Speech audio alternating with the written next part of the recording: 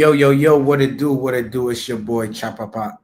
What's going on? I know it's been a while.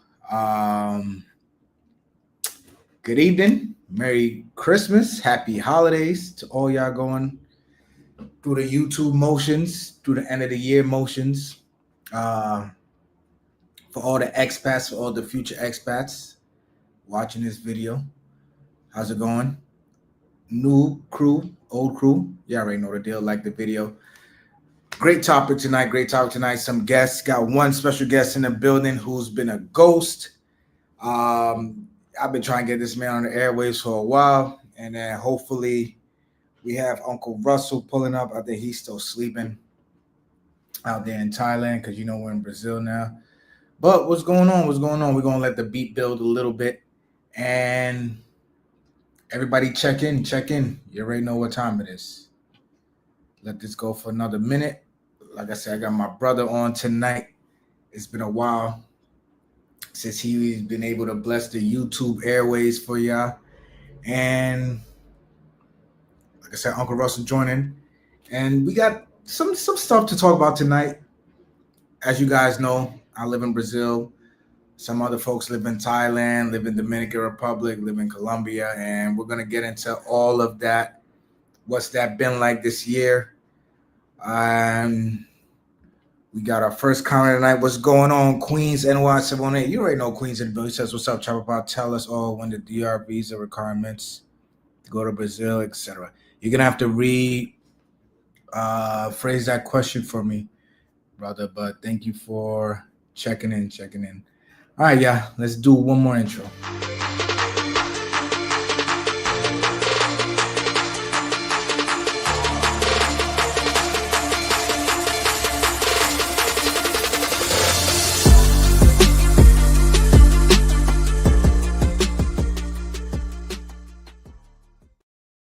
All right, I'm a little rusty. Y'all can see it's been a while since I did this YouTube thing.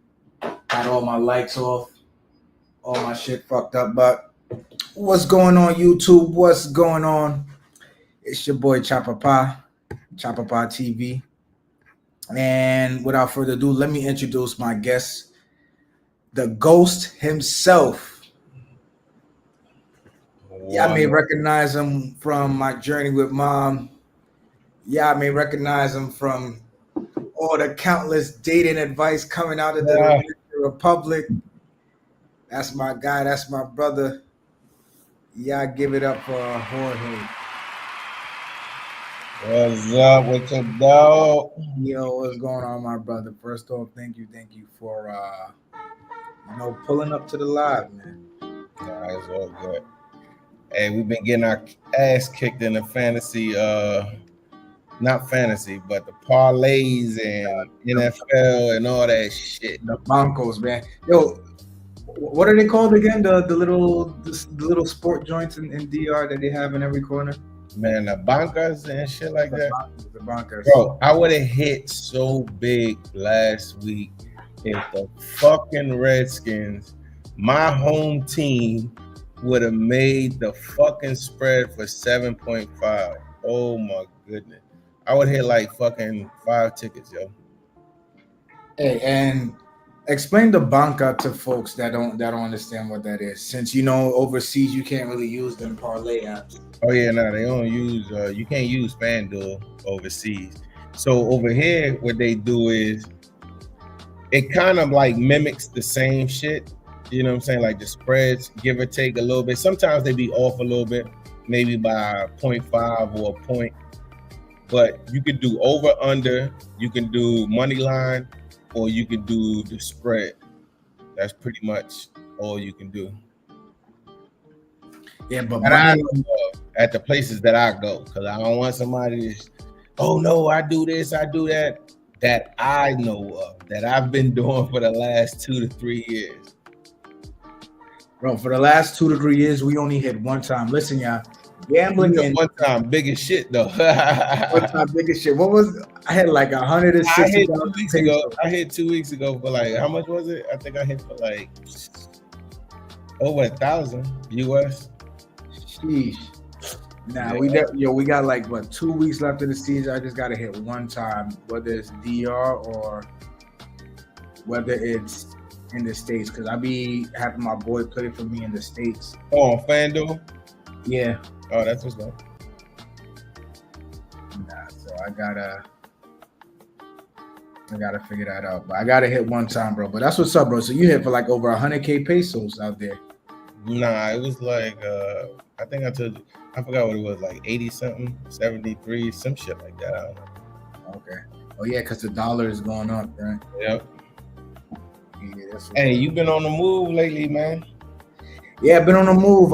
If you guys see the shorts on the channel, well, was in New York for like October, a few weeks, you know, for my daughter's birthday.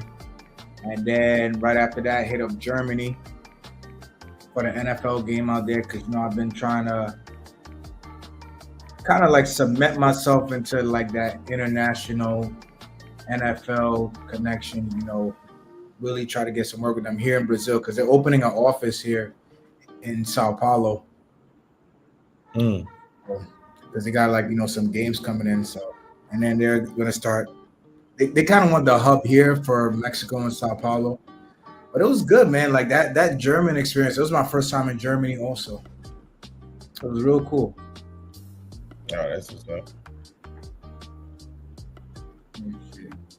Damn, what's going on?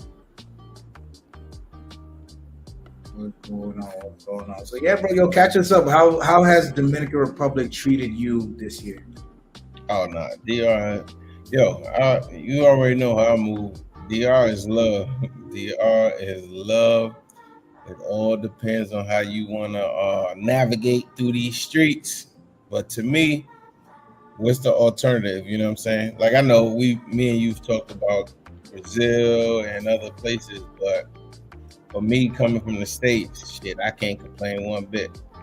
I couldn't do half the shit that I do here in the States.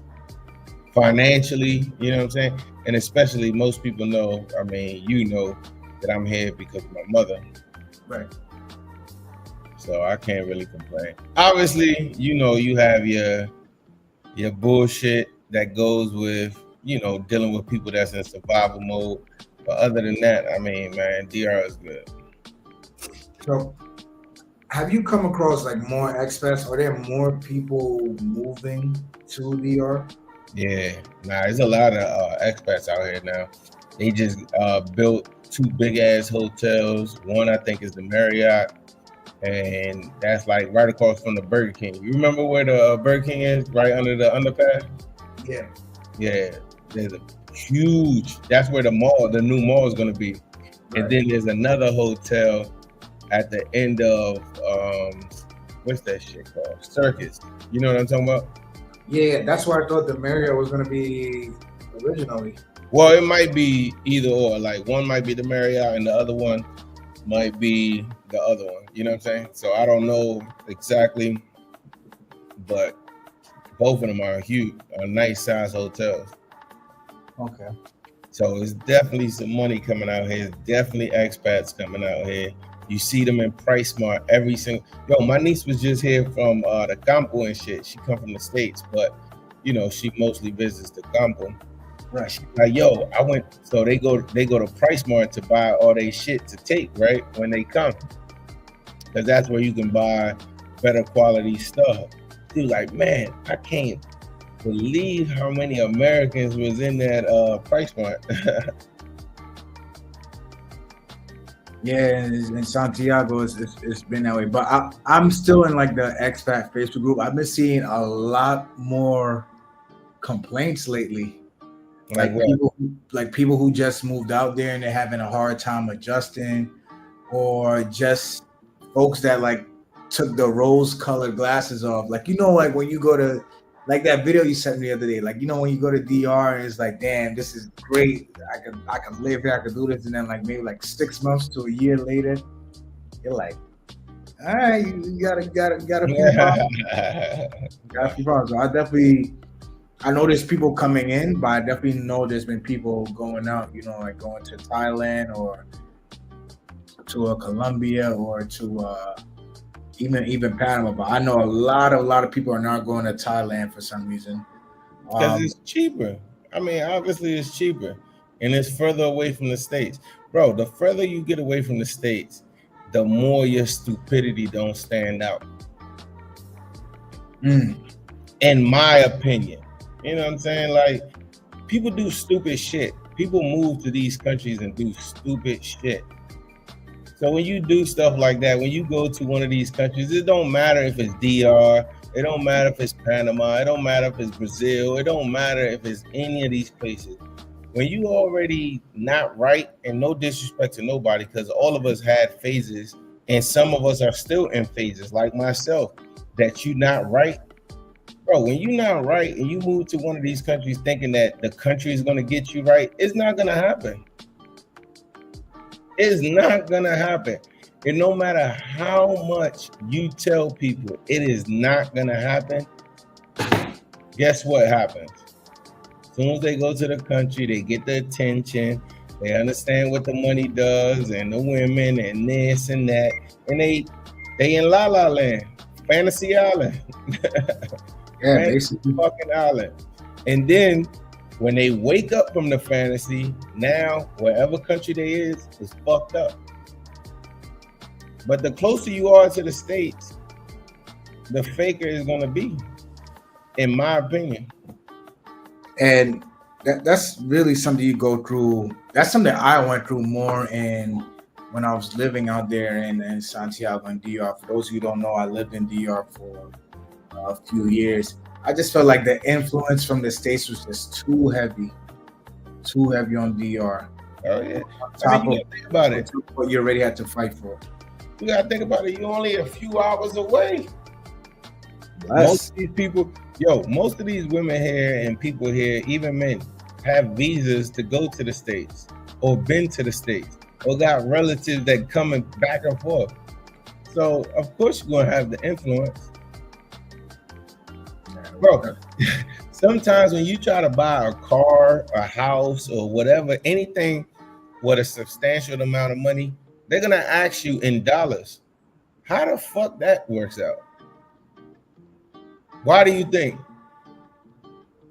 How we in the Dominican Republic and the currency is pesos, and you asking for dollars? About fucking dollars.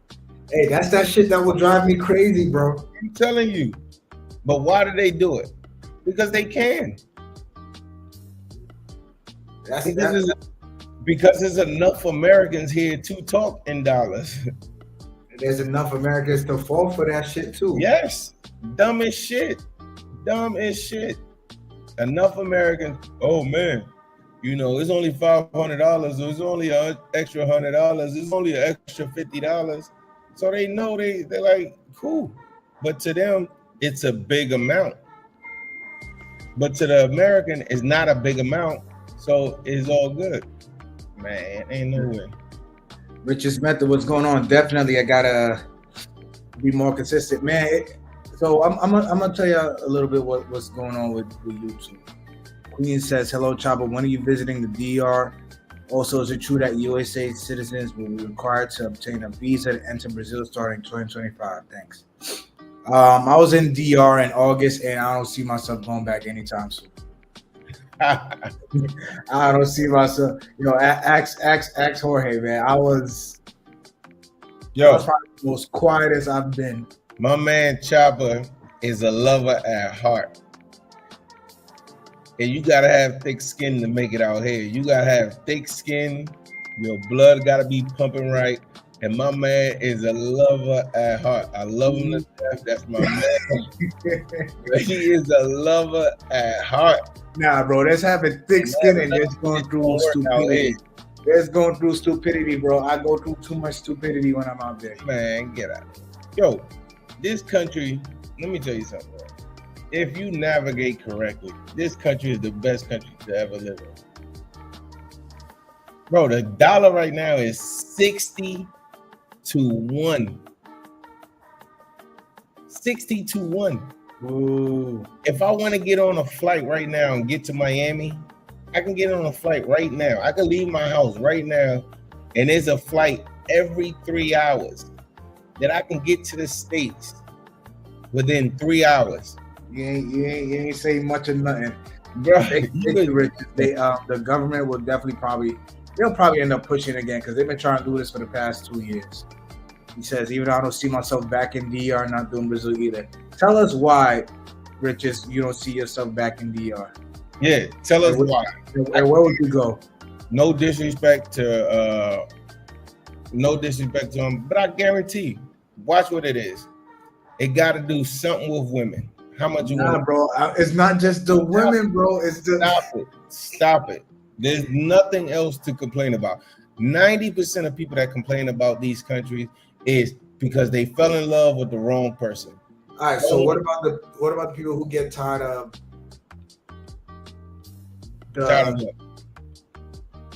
the constant trying to be like people trying to exploit you? Like what? Whether it's doctors, services, landlords, homeowners. Bro, you have the right to say no. Well, how would you know? What do you mean, how do you know? You do your research. You say no. But how would you know? Bro, for instance. All right, so he says the overall mentality and infrastructure. And I also think the continue to go the wrong. It will continue to go. What is the mentality? Let us hear about the mentality. Break it down, Richards. Bro, just be honest. Tell what's the mentality. Bro, I'm explaining mentality to you myself, bro. Bro, the mentality is the get over mentality, right? Right? Yeah. But you guys only deal with people in survival mode. What the fuck else do you want from a person that's in survival mode?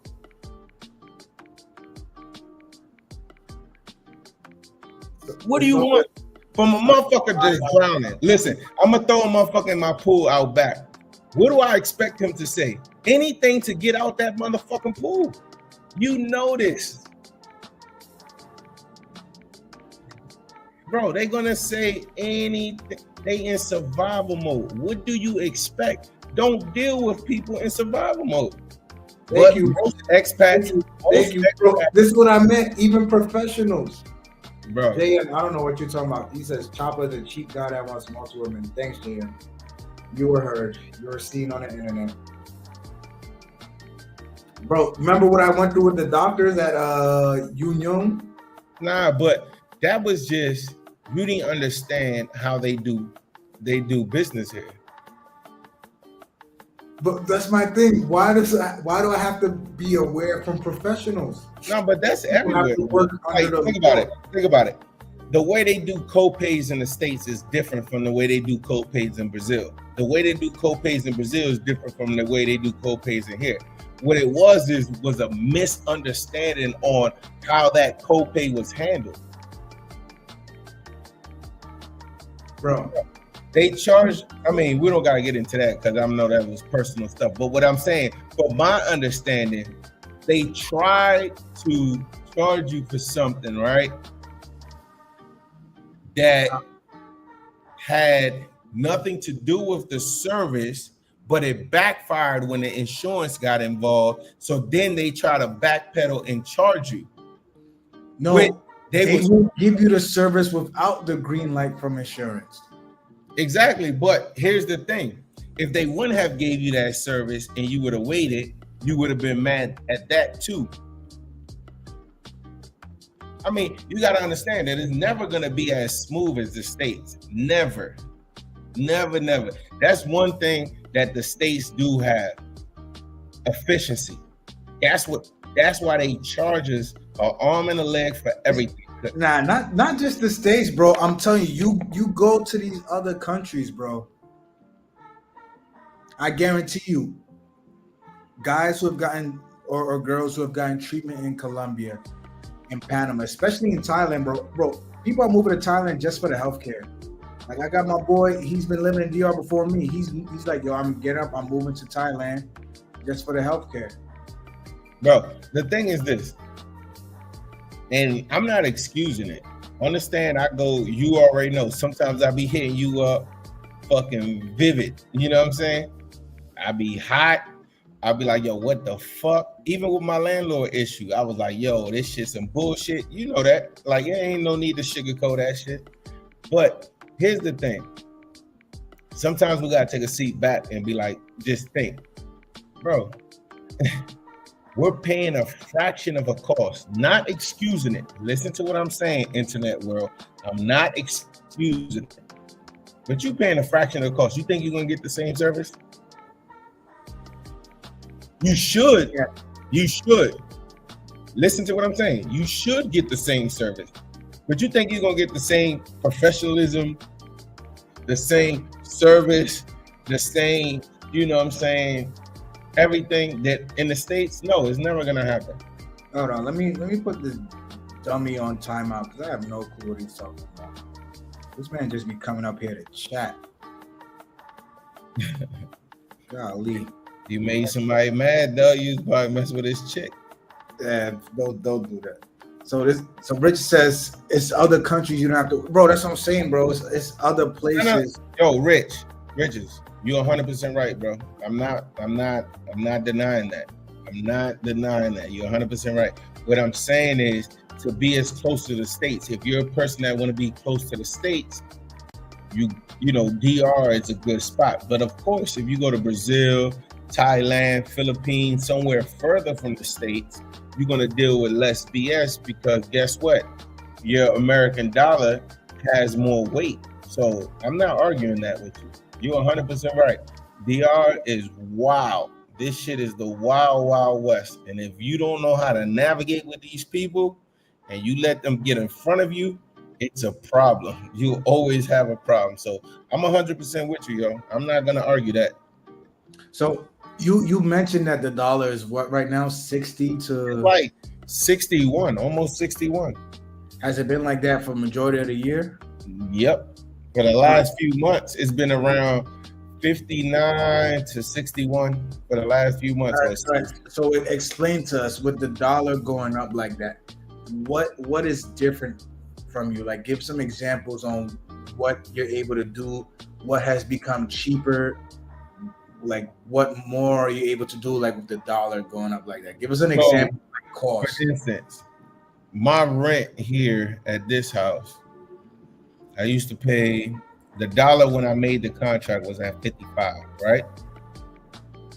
So let's just say 55,000 at that time, right? Now the dollar is at 60.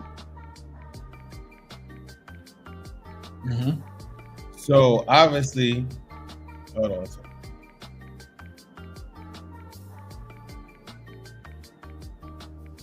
So before it was $1,000 at 55, right? Right. That's what my first contract was. Now at 60 is 916. So you're saving what?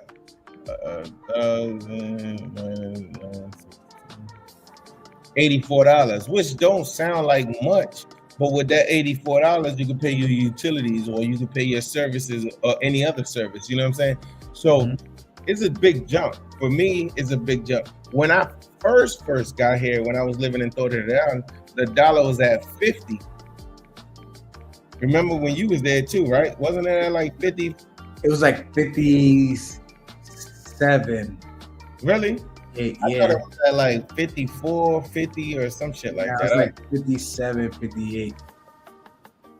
Riches, are you seeing inflation went up in DR or in Brazil? No, he's saying that inflation went up too. Yeah, I mean, bro, that's just part of life. Me personally, I'm gonna keep it 100 with you. Me personally, I'm definitely an Excel guy. I'm definitely a Dave Ramsey guy. I'm definitely a nickel and diamond and all that shit. But it is what it is. Our inflation here in DR is never gonna match the inflation in the States. So you know how I make money, you know, basically off my retirements and shit like that. We get cost of living increases, which never is gonna be the same as in the States. You know what I'm saying? Right. So we always good over here. Always good. All right. So talk a little bit more about. So the rent has gone down by maybe like $80-something, right? Mm-hmm. With the dollar going up and remaining in the 60s, do you see it going up from there? Nah, I don't think it's gonna keep on going up. It might come back down, to be honest. That's the importance of people when they lock their contracts in dollars instead of pesos, because it's gonna come back down. You think so? I mean, it usually does. Usually, I'm telling you, the dollar was at 50 at one point. The dollar was at I know when I moved to DR, bro, dollar was like mid 50s. Yeah. And during the pandemic, it had hit 60 for a while. So think about it. If you do your if you make your if you do a contract, rental contract or whatever, and you do it in dollars, let's just say $1,000. It affects when it goes up and down, you know what I'm saying? As far as the pesos amount. So me personally, I mean, I would always do my shit from pesos, but it is always. Oh, bro, that's notes for you guys. Make sure you always do business in pesos. There's no need, but not this place, in the currency of that country. Yeah, in the currency of the country. There's no fucking need to do, you know, condos, DR 250, 450. I forgive you, JM. Don't let it happen again.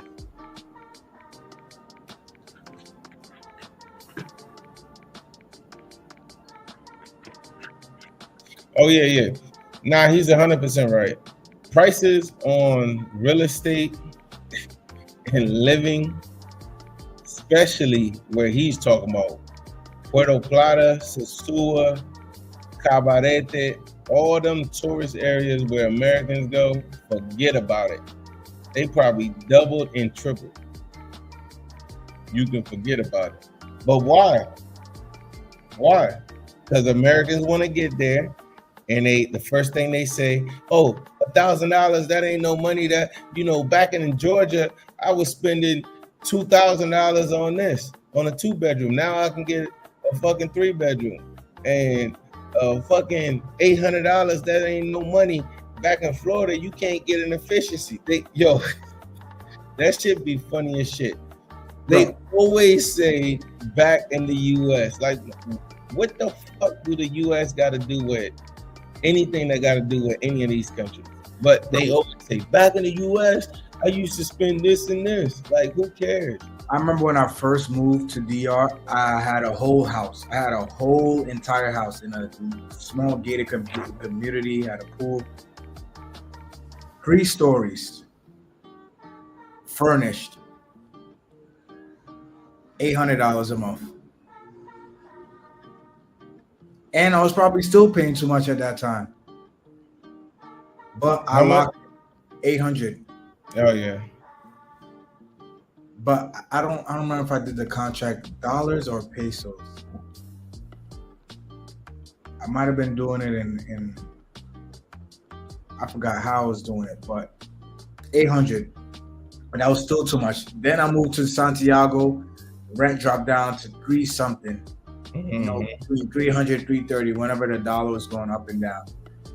But I feel depending where you are with the currency. So I'm gonna talk Brazil, right? When the dollar goes up here in Brazil, bro, it's like more doors open for you. So I'm gonna give you an example. When I first came to Brazil, the dollar was like 5.5, right? Mm-hmm. So my rent was 5,300 reais. The dollar being 5.5, right? Rent was around 1,100, between 1,100 to $12 a month. Mm-hmm. So I said rent was 5,300. If I put in 5,300 now, right? Because today the dollar is 6.1, 610. It's going up a whole point, bro. I remember I used to look at the euro because, you know, wherever you go, the euro always trumps the dollar. I used to look at the euro like, damn, I'm jealous of the euro numbers. Euro used to be 535, 545. Mm-hmm. Now the dollar is almost like, you know, right there with the euro. Oh yeah. Right now, 5,300, right? That was my rent. I said 1,100, maybe 1,200. When I first got to Brazil in 2022. Now 5,300, bro, is $868. Nah, I believe you. Just Bro. with the dollar going up, bro. So going from paying $1,200 and then boom, dollar shoots up to now rent $868, bro. Yo, when I was when I met you, we was at Thought Area. I used to pay $320 US.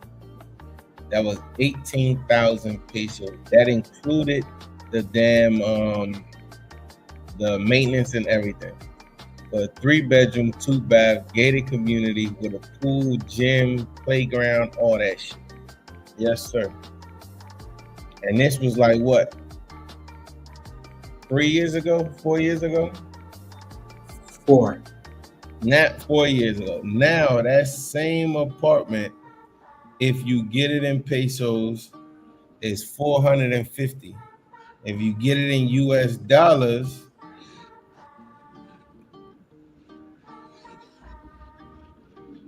you already know. It's like crazy. Yeah, shout out to my guy, first super chat of the night. He says, DR Missy, bro, go back. I'll go back when you go back. I'll meet you there. Let me know when you back and I'll come meet you there. Bro, I know you look. Yo, my man was just out there, bro. He was hitting me up every day, miserable as a fuck. Nah, man, DR's cool, man. Nah, I don't know, but I'm trying to get into how underrated it is. Yo, what you call it was talking about the schools. He had to pay for school. That's one thing that is a fact. If you like, honestly, if you have children, you definitely shouldn't move here. Because you already know you're gonna pay private schools, and they can be expensive. They definitely can be expensive. But most people don't. I'm telling you, most people move to DR for the same reason. None of them move to DR like, oh, I got my wife and kids, and I just want to move because I like the island and I like the water. Folks do it. Weather. Families go. Huh? Families go. Very few that I've seen in the 4 years that I've been here. Yes, they might bring their kids here, but there's always something underlying. But you know, if you bring your kid to most countries, you gotta put them in private school. But private schools are good here. That I can say. In Santiago, I've been through them, I've tried them, I've researched them. Private schools are here. Now, you are gonna pay about $200, or sometimes a little more, a little less. As long as you got that in your budget, you good to go. Well, private schools are good here in Brazil also. Thanks again for the super chat, Ulysses. He says DR isn't it anymore. The choppy culture took it over. I sent you the link. Pull up and come give some insight. No, he's right. But I mean, do you blame him? I don't blame him. Oh, man, that's I'm like this. I don't blame him, yo. That choppy culture, people can talk about it all they want. I don't blame them at all. Bro, dudes be knowing what they getting themselves into. Come on, yo. Ain't nobody stupid no more. You got so much information on YouTube. You got so much information on the web. Dudes ain't stupid. Come on, yo. Like, I don't blame the chicks, to be honest. You don't blame them? What you mean? I don't blame them. You blame them? You gotta define blame for me. What do you mean by blame? No. Why are they wrong for being a choppy? Why are they wrong? I didn't say they're wrong, but I just said they're not wrong. You got prostitutes in the States, just like you got prostitutes here. They're not forcing you to fuck with them. You want to deal with them because I think it's when they try to come off as they're not. No. But they're not that smart. You blowing past every red flag because you're like the way they look. Most of them ain't that smart. Most of them ain't got that much going for them. Most of them ain't got no job. What are you doing messing with them? You ain't got no job. You ain't got nothing going on for yourself. Bottom of the barrel, like Dre be saying. Like, why are you dealing with them? Why? Because they look nice. So you mad because a woman that look nice want money when she ain't got nothing else going for her? All she has is her looks. She ain't got shit else. She might cook clean for you when you come on vacation, but that's about it. But you mad? Nah, nah, you can't get mad at that. You signed up for it. In my opinion, you signed up for it. You got too many. Hey, what was he talking about earlier? You got too many motherfucking Travis Hunters out this here. You got too many Travis Hunters. Bro, you got dudes that go down to Sosua. I got homegirls here in Santiago, and they be like, yo, George, I tell them the truth. I don't want no man. I want to be single. Or they find me in those type of environments. And guess what dudes want to do that come from the States? Yes, take a wild guess. They want to save them. They want to save them. They want to change them. They want to do this. They want to offer them this. They're going to send them a siphon. They're going to change their lifestyle. You want them to say no? But look what Richard says. It's the morals, value, character. Okay, right? would you say no? No to what? You was fucked up, right? You fucked up. You ain't got no money. You ain't got no education. You ain't got nothing going for yourself, right? You meet a chick, and the chick offers you the world. You tell the chick, I want to be single. Or the chick finds you in an environment where you should be single. But she like, no, I'm going to save you anyway, Chapapa. I'm going to save you. You going to be like, nah, baby, keep your money. I'm good. That's what you going to say? I'm going to let her know what it is. And then I'm going to take them. I'm going to be like, yo, if you want to give it to me after all that, go ahead. Bro, you know how many dudes I know met chicks in Sosua and red light districts? What do you think they doing down there? You know how many dudes that I know that met chicks in red light districts? And they try to transform them into something else, into a relationship? Come on, bro. I don't blame them. I'm happy for them. Keep getting that bread. Keep getting that money. If a dude gonna give it to you, give it to you. Hey, get it. And just like women, it's dudes out here getting bread from women. Yo. All right. So let's see, because I'm glad Rich has had. I don't want y'all to be the focus of the topic, because I am trying to give notes and positivity off the folks. But Rich is living in Santo Domingo for 2 years, right? I'm glad he has that, because it's like you both right now are two sides of the coin. You're the pro side, he's the con side, and it's good to have both points of views for anyone who's thinking of retiring down there. But there's other places in the world to retire to. He says, real world example. Guyana is poorer, well less developed than DR, but the large scale chocolate culture doesn't persist. Note the word persist. Can't find one place on earth where the oldest pro doesn't exist. However, the choppy pro mentality seems to be too common than in all countries I have traveled. I have not been to Philippines and Thailand. I'm sure they are competing with DR. Possibly. Colombia too. Bro, back to the beginning of the conversation. Here in DR, we are closer to the States. Ghana, Philippines, Thailand is further from the States. Is that a reason for it to be more expensive? Yes, because think about it. You have a dude that's in the States. He can come here for a weekend for 3 days.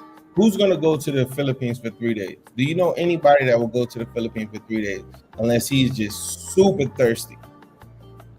Nah, because the trip itself doesn't make sense. It doesn't make sense. So that's like common sense. Here, you can come, you can be, or any guy can buy. How much is a flight to the Philippines, you think? Maybe 800, 1,000. Okay. How much is a flight to the DR, depending on where you're at? from Maryland to DC or Virginia, you can get a flight to the DR for like $200, $300, depending on when you catch it. From Florida, you can get a flight for less than $200, depending depending on what airline. And you can go for the weekend. That's like going to Vegas for the weekend. You telling folks to fly Spirit? No, you can fly whatever you want, whatever you feel comfortable, whatever your pockets allow. So think about it. You have plenty of Americans that come down. What do you expect?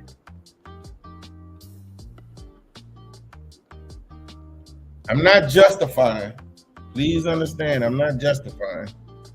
I'm just saying, they not forcing nobody. The choppies ain't forcing nobody to do nothing they don't want to do. Bro, think about it. He's right. We're in the last time. Let me tell you something, yo.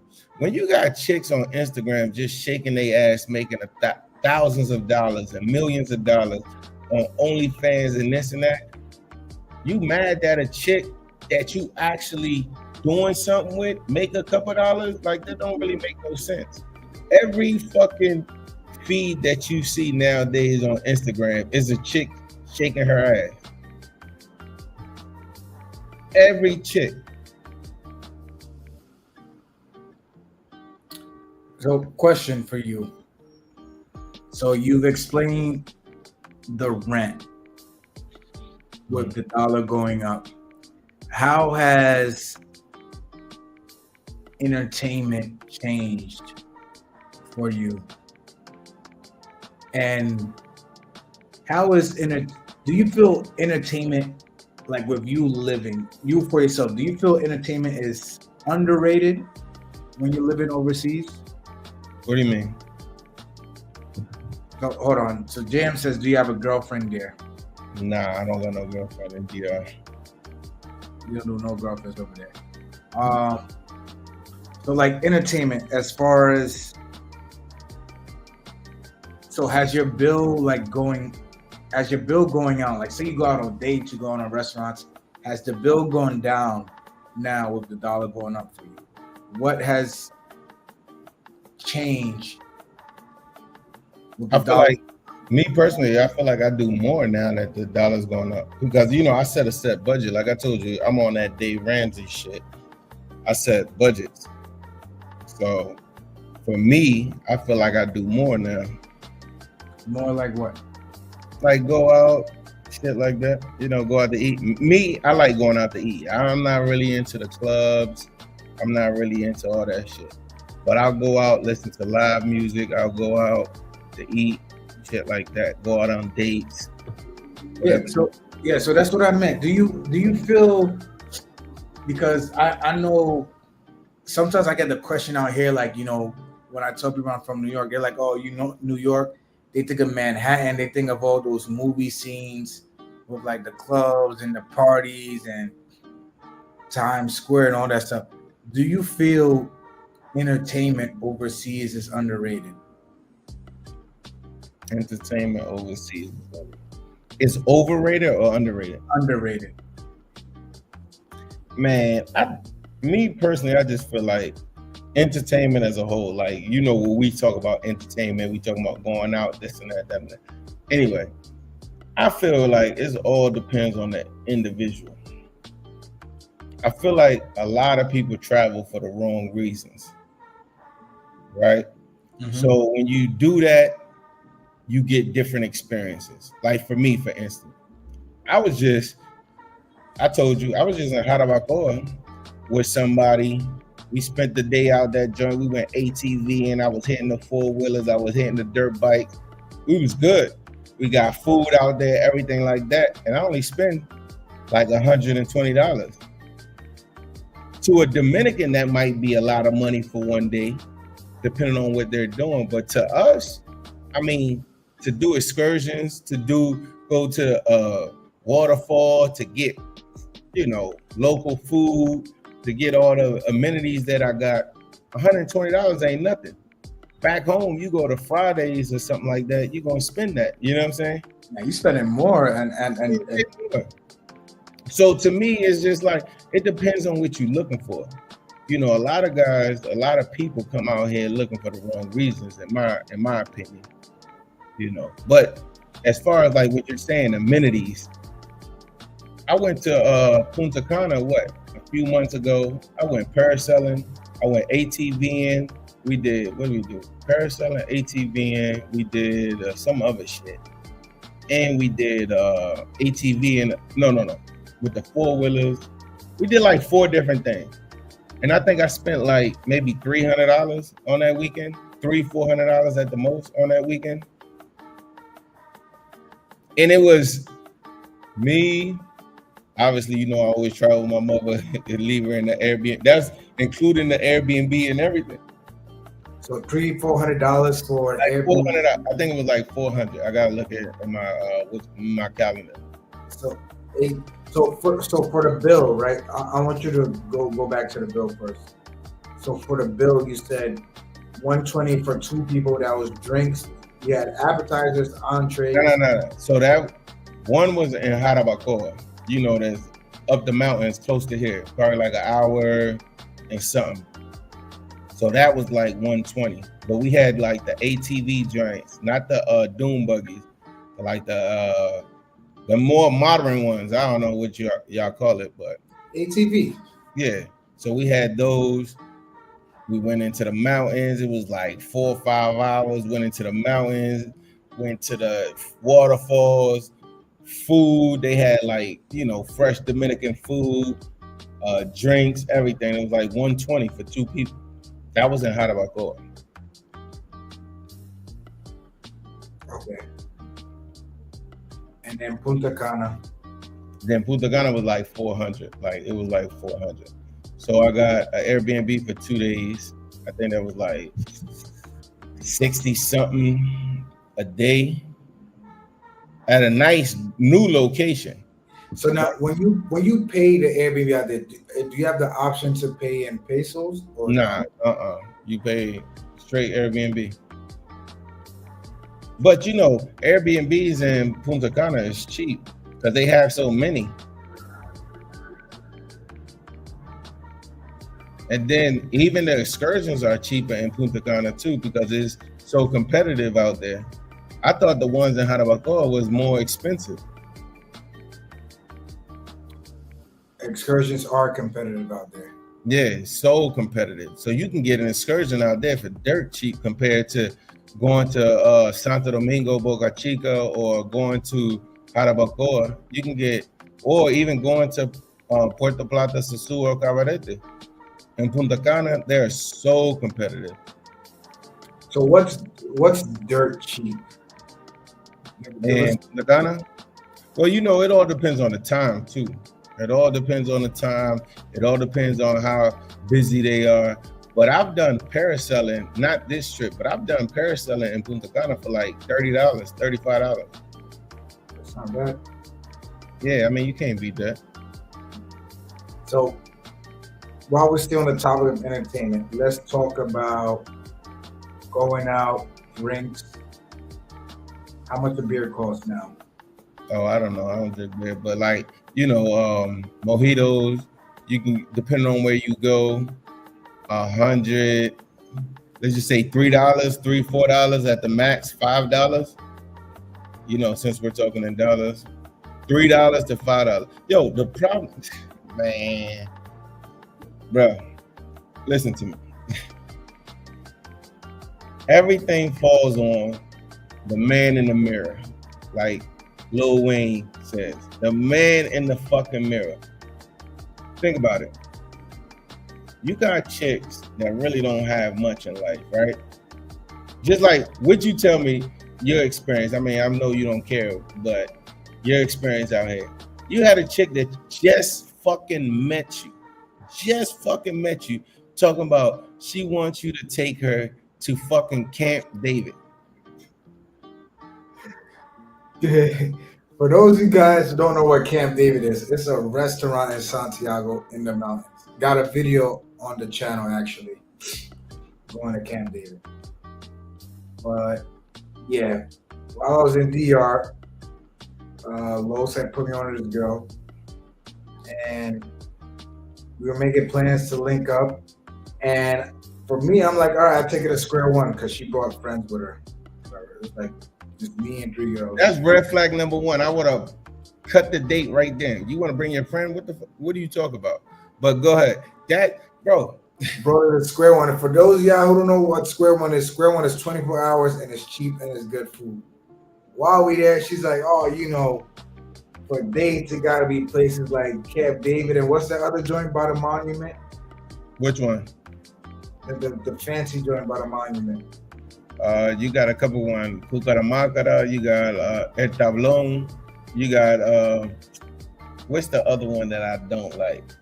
I know what you're talking about. I don't like that thing. One of them joints. And she's like, yeah, you know, we gotta go to Camp David. I'm like, bro, I don't even know you. Like, and she got a friend. What was it, like 2 friends or 1 friend? 2. The other friends were humble. She was the one that was just yapping. And why? Just yapping like, oh, you know, about what to do, where to go, things like that. I'm like, nah, it's either we at circus or we at square one. Bro, but is that a you problem or is that a her problem? Yes, she's wrong, but you can't be mad at her for shooting her shot. Because guess what? You could have been a dude that had been like, yeah, okay, you so impressed by the way she looked and her body and her beauty and be like, you know what? Let's go. It ain't gonna cost me but $200 to 3 people on a date and 4 people on a date, and you would have went. You know how many people do it? A lot. You can't get mad at them for shooting a shot. Now, that was a you problem, because guess what? Any chick that I tell, let's go out, and she hit me with, oh, can I bring my friend? Absolutely not. Especially when the first time you meet them, bro, that's crazy. That's a flag. So that's not a her problem. Yeah, bro. I've had joints I'm going out with the first time and they're like, oh, can I order something to bring back home, or can crazy I order for my mom? That's crazy. Bro, I'm just saying there's situations out here I haven't gone through. In Brazil? Yes. But how far is Brazil from here? From the States? From the States, maybe depending on the state, maybe like 9 hours. Okay. So from New York, how much does it cost? Is somebody gonna go to Brazil for the weekend? Yes. You know a lot of people that go to Brazil for Friday, Saturday, Sunday. I wouldn't be surprised if they did. No. But I wouldn't be surprised. Okay, if an average American has the opportunity to take a vacation, has a passport, and has the opportunity to take a vacation, will they go to Brazil for 3 days, or will they come to DR for 3 days? They're gonna come to DR. Bro, so you got more US ways here, of course. But most people aren't that smart, and you can filter through that shit. Mm-hmm. Like Richard said, bro, there's just been some situations where I haven't gone through it here. Look what he's saying. Brazil, Kenya, well, Jamaica is close, Bahamas is close, Trinidad, yeah, I mean, I guess.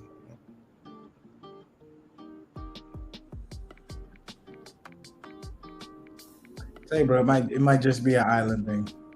Nah, it ain't an island thing. It's what people pick, yo. I guarantee bro, let me tell you something. I've been living here for almost 4 years. 4 years. And the amount of people that hit me up on conversations, hey, I met a chick, this and that and this, blah, blah, blah. And I no longer have any advice for no fucking American when it comes to women in DR. I just speak from my experience. I don't want no beef with nobody. I don't want no problems with nobody, because you got a lot of Travis Hunters out here, dog. Yo, like your boy. Hey, man, take it easy. Hey, man, you deserve better. Hey man, don't do this. Hey man, that's a lie. Oh man, you got problems, man. You just don't trust no. Look, dudes are wild, yeah. Dudes are wild. Here go the key. I guarantee it. First thing you gotta say, does she have a job? Most dudes that come out here, they mess with women that don't have a job. True or false? The dudes that go out there don't have a job? No. The dudes have a job, obviously. I said most guys that complain about the women, they deal with women that have no job.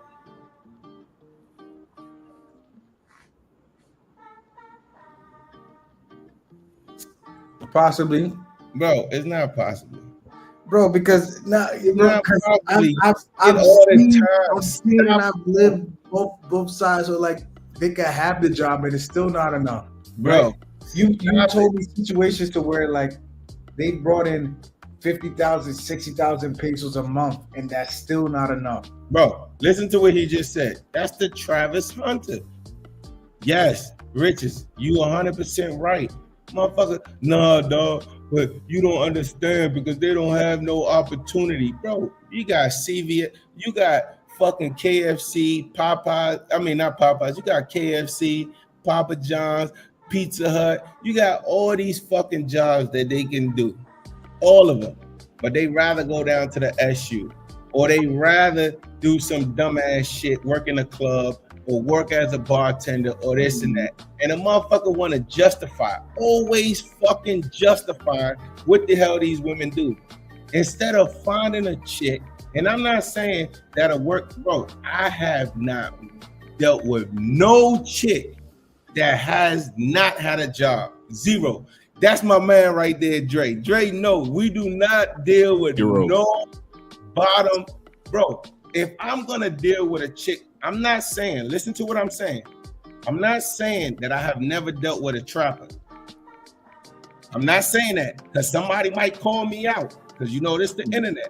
I'm not saying I never dealt with a trapper, but I have never ever knowingly dealt with a trapper. Bro, you don't have no job. You don't have no place to live. You don't have no fucking car. You don't have no fucking bank account. You don't have no education. You don't have no profession. You don't have nothing. And you gonna fucking entertain me all day? Nah, that's not gonna happen. Where you getting your money from? Where are you getting your money from? You.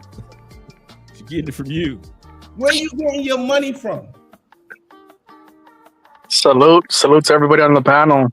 Yo, what's up, guys? We have two more expats joining in, here to give their input on how underrated living overseas is. But first, Ulysses, I know you wanted to contradict Jorge on some things because you just left that place. So I would say so. I want to ask Jorge a question. Do you say it's like depending on her level of education or her family, like the way she was brought up? Is that what you're trying to say? Like, thank you. Nah. What I'm trying to say, have you ever been to Vegas? No, I have not. Have you ever been to California? No. Have you ever been to Miami? Yeah, I went to school there. Okay, you went to school in Miami. Yeah. Do you have prostitutes that are educated in Miami? Yeah, of course. Okay, do you have prostitutes that are successful, educated, and come from good families in Miami? Yeah, of course. Do you have girls that do OnlyFans and all that other stuff that have checked all the boxes? I guess so. Okay, so none of that shit matters. What matters is what you see in the individual as far as you checking off the boxes. They always gonna tell you, if a woman cannot sustain herself, Dre, when he met his woman, could sustain herself. She didn't need Dre. In most cases, in my experience, it doesn't matter the family, because guess what? You have bad apples in all family. You have doctors out here that's trapping. Why? Because they make 2,000. That's a good income out here in DR, but they want to live off of 4,000. So they're going to trap for the other 2,000. But guess what? That's you to have fucking common sense excuse the language, my bad. That's for you to have common sense and be like, damn, hold up, yo. I know that a doctor only makes $1,000 out here, but this woman has a CRV. This woman lives in an apartment that she pays $1,000 US. This woman, this and that. And not to say that she's trapping for the rest of the money, but guess what? Me being somebody that I like to follow up and I like to follow the crumbs, I'm gonna be like, okay, she makes $1,000, but she lives off $3,000. Maybe her family helps her. So now I check the family. Guess what? The family living off of her. So then I'm like, okay, well, maybe she got a will. A lot of people get wills or inherited money. That don't check out. So where's the money coming from? But you know, when guys fall in love and guys, they paint their own fantasy. They know what's up. They know what's up, but they paint their own fantasy. So I'm just gonna say is this. It doesn't matter the job, because I know professionals that go down to Sasua that are doctors, lawyers, and all that. And that's a red light district for some people that don't understand. I know people that are super educated, as well as I know people that work at Papa John's and come from a good family. Or I know women that are school teachers and make $800 a month and they live off a $600 a month. And guess what? They come from a humble family, they live a humble lifestyle, and they not out here trapping. But most of the guys ain't gonna want those women. You know why? Because they look basic. They not in the salon every week. They not getting their nails done every week. They not fly as shit. I got you. How long have you been living over there in DR now? 4 years. Okay. And have you lived in other countries? I have. I was in the military. Okay. Where were you stationed at overseas? I was in Korea. I was in Kuwait. I've been to Colombia. I've been to Costa Rica. I've been to Japan. I've been to a lot of places. That's good. All right. But I would say, like, I would agree and disagree, because I feel like when it comes to DR, like, it doesn't matter what the education level is or what her background is. I think, like, the mindset is all the same. It doesn't matter if she's from the barrio or she has a PhD, because I know girls that are like dentists, lawyers, doctors over there on that island, and they're choppies. Like, even when I have these conversations with the older men and what do they call it? What are the places called where people drink? Colmados, right? Mm-hmm. They'll tell you, like, you're not gonna find love here. Like, that shit is dead. So I think DR has definitely changed for the worse. They have a culture of engaños, mentiras, traiciones. Like, it's really hard to meet good people. And not just the women, but also the men are like that as well. So I know so many people that have left that island, not because they had a bad relationship with a woman, just because they got tired of people trying to take advantage of them. So they just like wash their hands and like, I'm good, I'm going to go somewhere else. And so I don't know what DR does to people, but I know everybody that's leaving just doesn't want to ever come back. And it's the opposite when I see people leave Brazil or Mexico or even Colombia. Like, I never see those type of issues with expats that leave those countries. It's always just usually DR. And why do you think that is? You want me to answer? Or you want somebody? Yes, I want, or anybody can answer it. I mean, I'm gonna say you have bad apples everywhere. I mean, every country, right? Every country has bad apples, yo. But I've met amazing people here that I can call right now, doctors. Hey, my mom is sick, because I mean, most people know me from my mom. You know, my mom has dementia. Hey, my mom is sick. I need you to come over here. Chopper Pie's boy, Tomas, great person. I've been here 4 years. He was the first guy that helped me get my cable internet. Has never, ever asked me for $1. Not one beer, not $1. It's all, honestly, as an expat, to be honest, like, this passport bro thing is way out of whack for most people. But honestly, as an expat, when you first go to one of these countries, you don't even have access to good people. You have access to people that want to leech off of you. You don't even have access to good people. Most people don't go to church. Yo, I have rarely ever heard an expat be like, yo, I went to Sunday service. You know what? I met up with this group at the timeshare. I mean, at the lodge. Or you know what? I met up with somebody when I was volunteering at the kids center. I never very rarely ever hear that. I don't know about Dre, I don't know about Chopper, but you know what I mostly hear? Oh, I met this chick at the fucking club. I met this chick at the red light district. You know what? I met this chick when I was out and about. Oh, that's cool. You know, that's cool. You speak Spanish? Nah. How do you talk to her? How do you have a genuine conversation with the individual? I think we as men are blind. We think that because we go to the gym a little bit and we got a little money in our pocket, that the world is going to unfold to our feet. And that's not how it works in these countries. Yes, it works when somebody wants something of you. Yo, Dre can land in this country tomorrow. And if he need anything, I got him. I don't need shit from Dre. I don't need, when Chopper comes here, I got him. I don't need shit from Chopper. But guess what? I know they're genuine people. So if I go to Colombia, Dre knows I don't need him, but he's gonna, hey, don't go here, don't do this, don't do that. Mm-hmm. He's not looking to get my money. But when you go into one of these countries, be it Brazil, be it Thailand, be it Panama, be it Japan, any of these countries where your money is more valued, go to Dubai. Why don't you hear shit about Dubai? Because they don't need your money. When you're going to one of these countries where people need your money, guess what? You're going to be a target. So you have to have a little bit of common sense. So it's not that it's bad people. It's that we as men or people gravitate to the easiest thing possible. Yo, a chick out here, let me tell you something. I live in Villa Olga, which is one of the top spots in Santiago. There's chicks out here that don't need your money. They pops. My neighbor, his daughter is super bad. Guess what? She's about to marry one of the top lawyers out here. You think she needs your money? No, she's not gonna fall to your feet and cater to what the hell, what you want to do. You don't speak her language. She's gonna give you the time of day?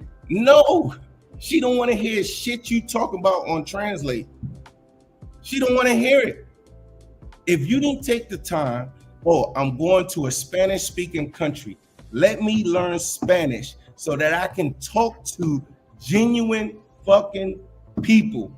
No, I'm in love because she told me, mi amor, besos, this and that on fucking Translate. And then 3 months later, they want to be crying. That's not how it works. Most expats, this is just my opinion, most expats do not talk to genuine people. My car broke down going to a restaurant. And at the time I was with a female for her birthday. My car broke down in the mountains, an hour away from my house. I broke down in front of a person's house, a lady's house. Her son came out, her other son came out, the people from the Colmado, Chopper, you know, because you seen the pictures in the video. The people from the Colmado came out, they pushed my damn car off the road because it's one way up, one way down. After they pushed my car, they found out that it was her birthday. The lady made the dude, her son, take us 30 minutes to the restaurant that we was going to. They watched my car, right, to make sure nothing happened to it. The kid waited for me outside of the restaurant, brought us back from the restaurant, and didn't ask for $1. Didn't ask for $1. But how are you going to meet that person if they don't speak English? How are you going to meet that person if they're not in the club? Most people, you know what they do, Dre? They get on the app, swipe left, swipe right.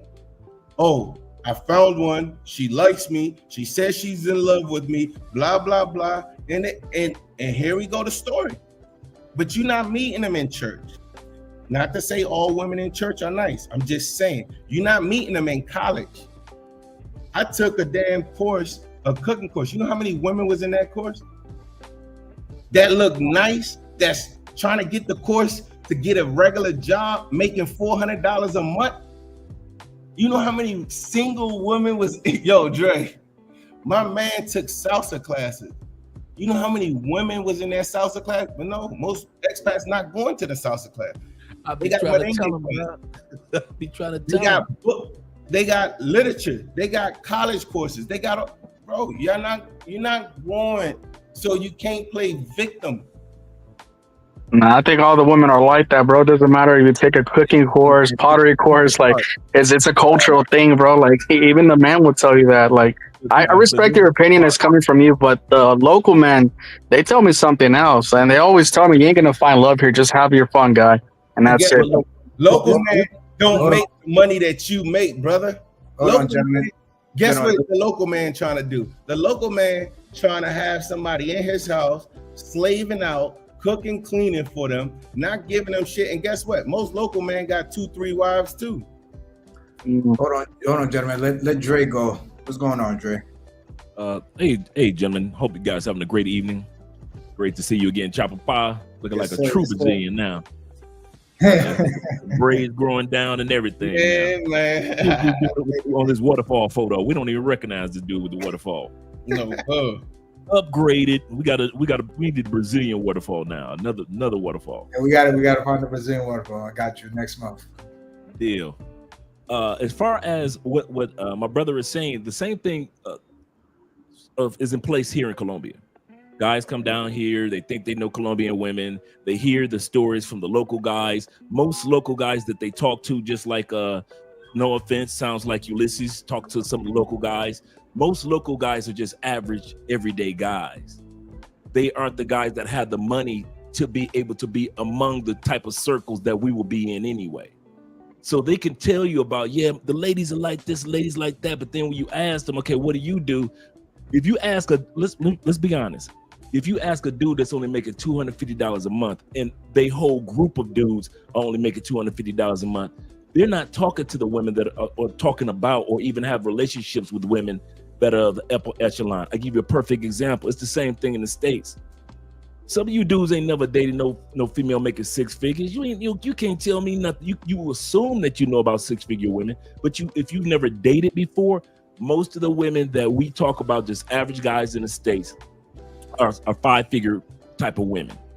So we could talk about those women, but it's a few of us that have actually dated on a regular basis six-figure women, whether it's black guy, white guy, doesn't matter. It's the same thing in these other countries. So when I hear local dudes talking, I kind of take it with a grain of salt, because I know that the local dude is just like the local dude in the States. He can only talk on his level. He can't give me insight on the next level of ladies. Just like if you don't date six-figure women, you really don't know what you're talking about the next level of women. Now, I know some guys that date those level of women. I've dated those level of women, and so I could give you insight. But if I had never dated six-figure women or women with 2 or 3 degrees, I couldn't tell you nothing about that. I'd just be like the average guy in the States. So do realize that there's a difference between the type of guys that are speaking. These average guys are just speaking about average women. We're talking about that you get off the plane, you are in an economic position, and in many cases an educational position, to be able to be among a different circle. Now I have to agree with my brother saying a lot of guys don't see the quality women because they don't want to see quality women. I kid you not. Andre and I go to church, and it'd be a church full of gorgeous, beautiful, nice, the sweetest women that you ever saw. Like we said, no women in church are perfect, but at least we're there in that circle to see that. But most guys will sit back and say, oh, Colombian women are pay for play. I'm looking at these women like, wait a minute. They can't be doing pay for play on Saturday night to all the way to Sunday morning and then get up Sunday morning to make it to church. I say one of these things do not belong here. These women, if they with you to 8 o'clock in the morning, they are not making it to 9 o'clock service. And our church is 2,000 people.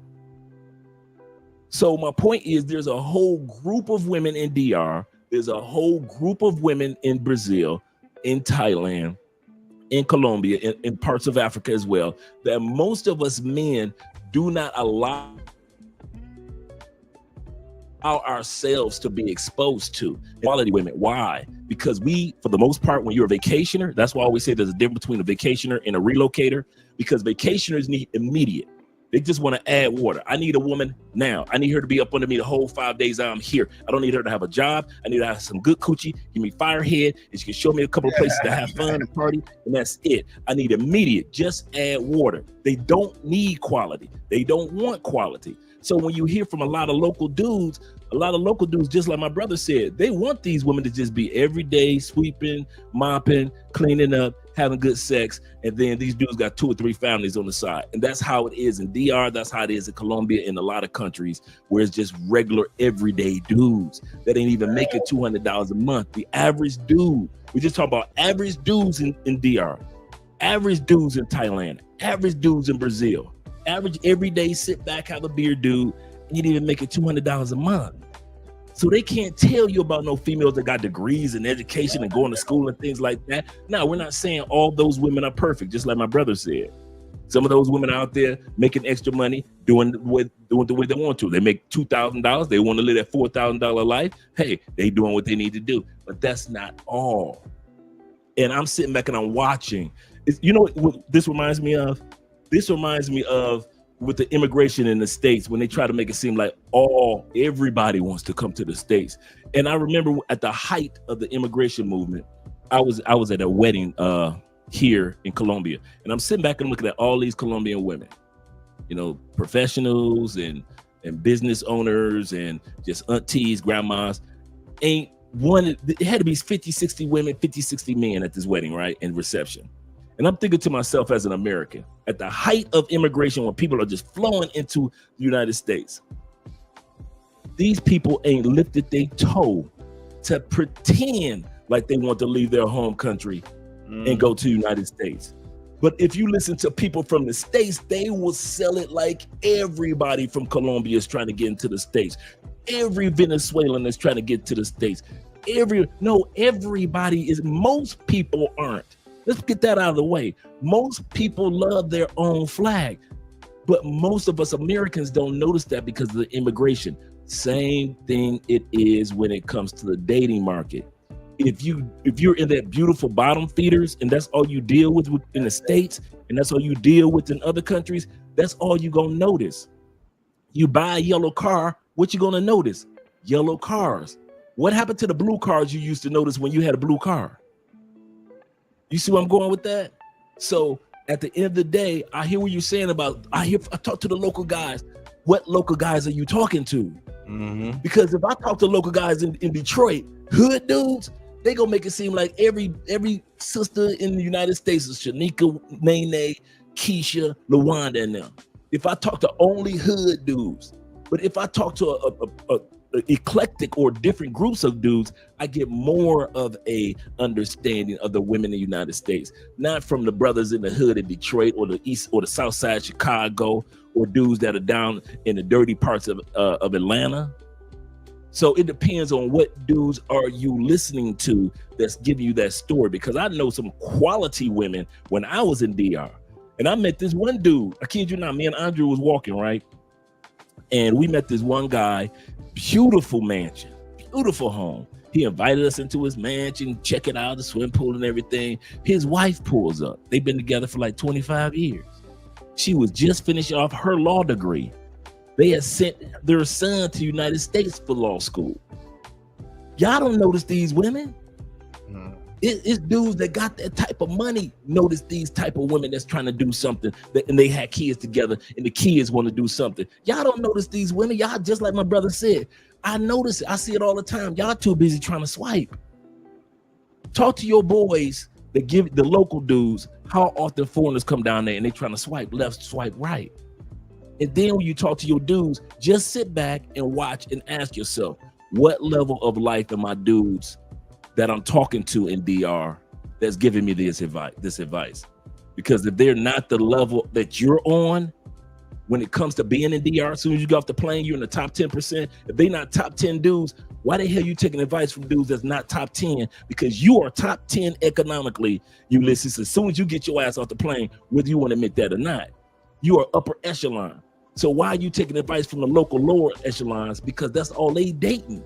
You taking advice from $200 a month dudes about every woman in DR? That's crazy.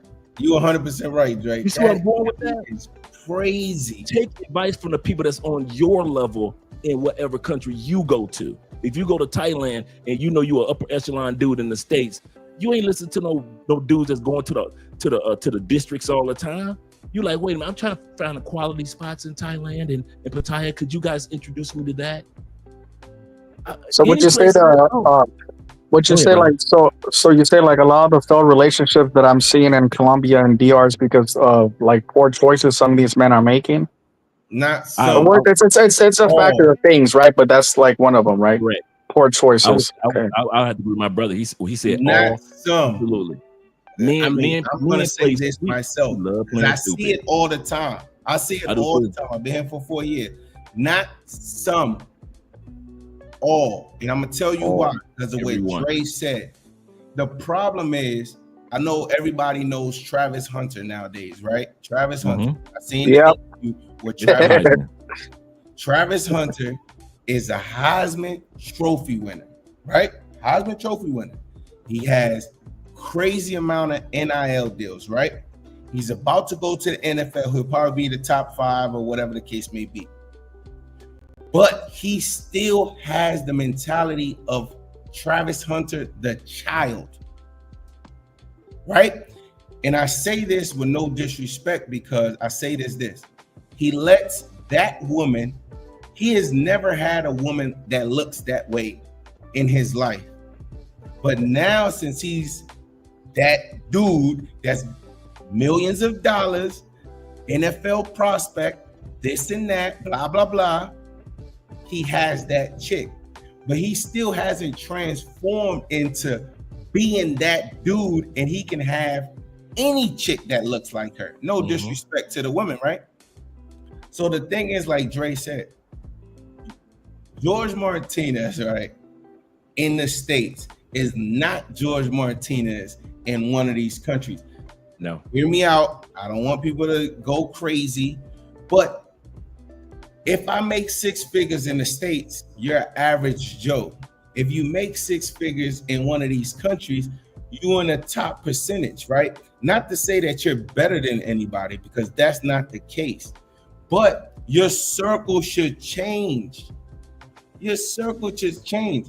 And the problem is that a lot of guys, let's just say, they automatically think just because the way the woman looks, she looks good, this and that, she qualifies to be in his circle. No, she doesn't. No, she might qualify to be in your circle for that moment, or if you want to have fun, but she does not qualify to be in your circle as your girl, as your everyday person to be around. So like Dre saying, if you're gonna date in one of these countries, be it any country, I've been to many countries. If you're gonna date in one of these countries, you have to date like a person that's on your level. These lawyers, doctors, you're never ever gonna see a dude in DR, and this is a fact. Can't nobody prove me wrong with this. You're never gonna see a lawyer, a doctor, somebody that makes money with one of them chicks from Sasua. Never ever. You know who you're gonna see with them women from Sasua? You're gonna see dudes that get the money quick, that doing illegal shit. But you think a dude's gonna be out with a chick with the nails that come out the hair, with the fake hair, with the wild plastic surgery body? No, he's not. You're never gonna see him out and about like that. But what does the American come? The American, as soon as he see that wild body, oh shit, she giving me a little attention. That's the one. That's my girl. She cooked for me. She cleaned. She did this. She say she loved me. That's my girl. No, you moving too fast. So yes, I think, me personally, is all poor choices. Okay. Yeah. Do you have a successful relationship in DR? And if you don't, why not? I have had a successful relationship in DR. All right, but you're single right now, right? You're not currently married, or you have a girl over there? I mean, not everybody want to be married, and not everybody. See, that's the thing. Like, people think that every situation ends the same. You know, what Dre's happily married. That's his route. my route doesn't have to be that I want to be married at this phase of my life. I have different priorities right now. So just because a man, that's just like saying a woman, just because she don't have kids at an early age, she's not successful. Not. I mean, everybody has different situations and everybody falls differently. But that still doesn't justify the point. And that's the problem right there. Just like women, oh, I'm about to be 30. I need to have a kid by the next deadbeat. No, you have time. Just like dudes, they come here, oh, I went through a divorce in the States. I want to get to DR. You've been in DR for fucking 6 months. And now you want to get married? You 40 fucking years old. You want to get married in 6 months? You known this fucking chick for 6 months. And you want to fucking get married? I know dudes that been out here for 3 months. And But that happens. I mean, I'm a veteran too, and you saw that also in the military as well. Guys getting married right after basic training, so it happens all the time. Guess what, my brother? That's not on the woman. That's on you as a man. Got to look in the mirror and say, yo, there's something broken inside of me that I gravitate to these people, and I need this person to feel fulfilled. That's you. That's a me problem. That's not, oh, the bottom feeder. That's not the DR. That's not the Philippines. That's not the Colombia. That's you saying, damn, I met someone. Yo, Drake, I've been living in the damn States for this. I know a guy like this. He been living in the damn States for 45 years. Been through 2 divorces. He comes to the DR, meets a 21-year-old. In 3 months, she's the one. The math is mathing, bro. But then guess what? It's a DR problem. DR is fucked up. No, that's a him problem. Yeah, It's like you DR is fucked up. you So see would how you you say, lay the foundation?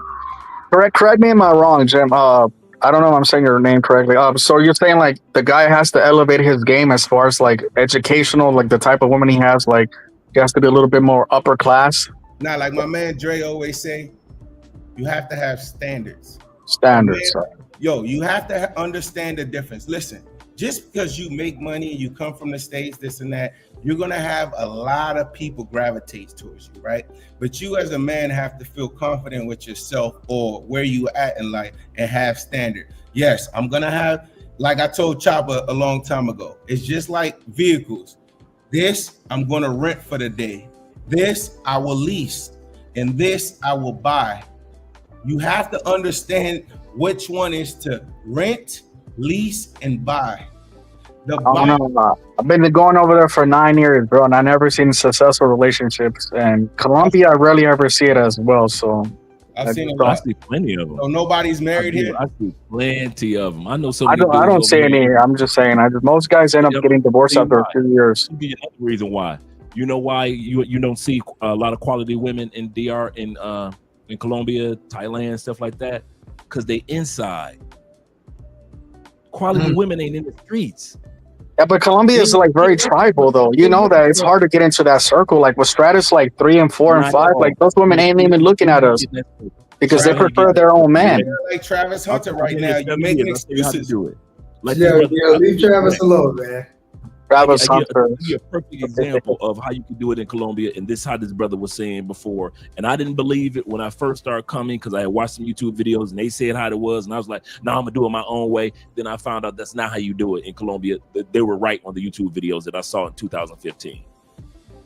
In Colombia, for safety, everybody introduces somebody to somebody. Everything is connection. So when this brother sit back and said, "Take salsa lessons," it will amaze you. Your salsa instructor will be hot to death. And after those lessons, she'll say, "What are you doing tonight?" "I got 5 girlfriends. We're going to so-and-so and so-and-so, and I'm going to introduce you to all of them."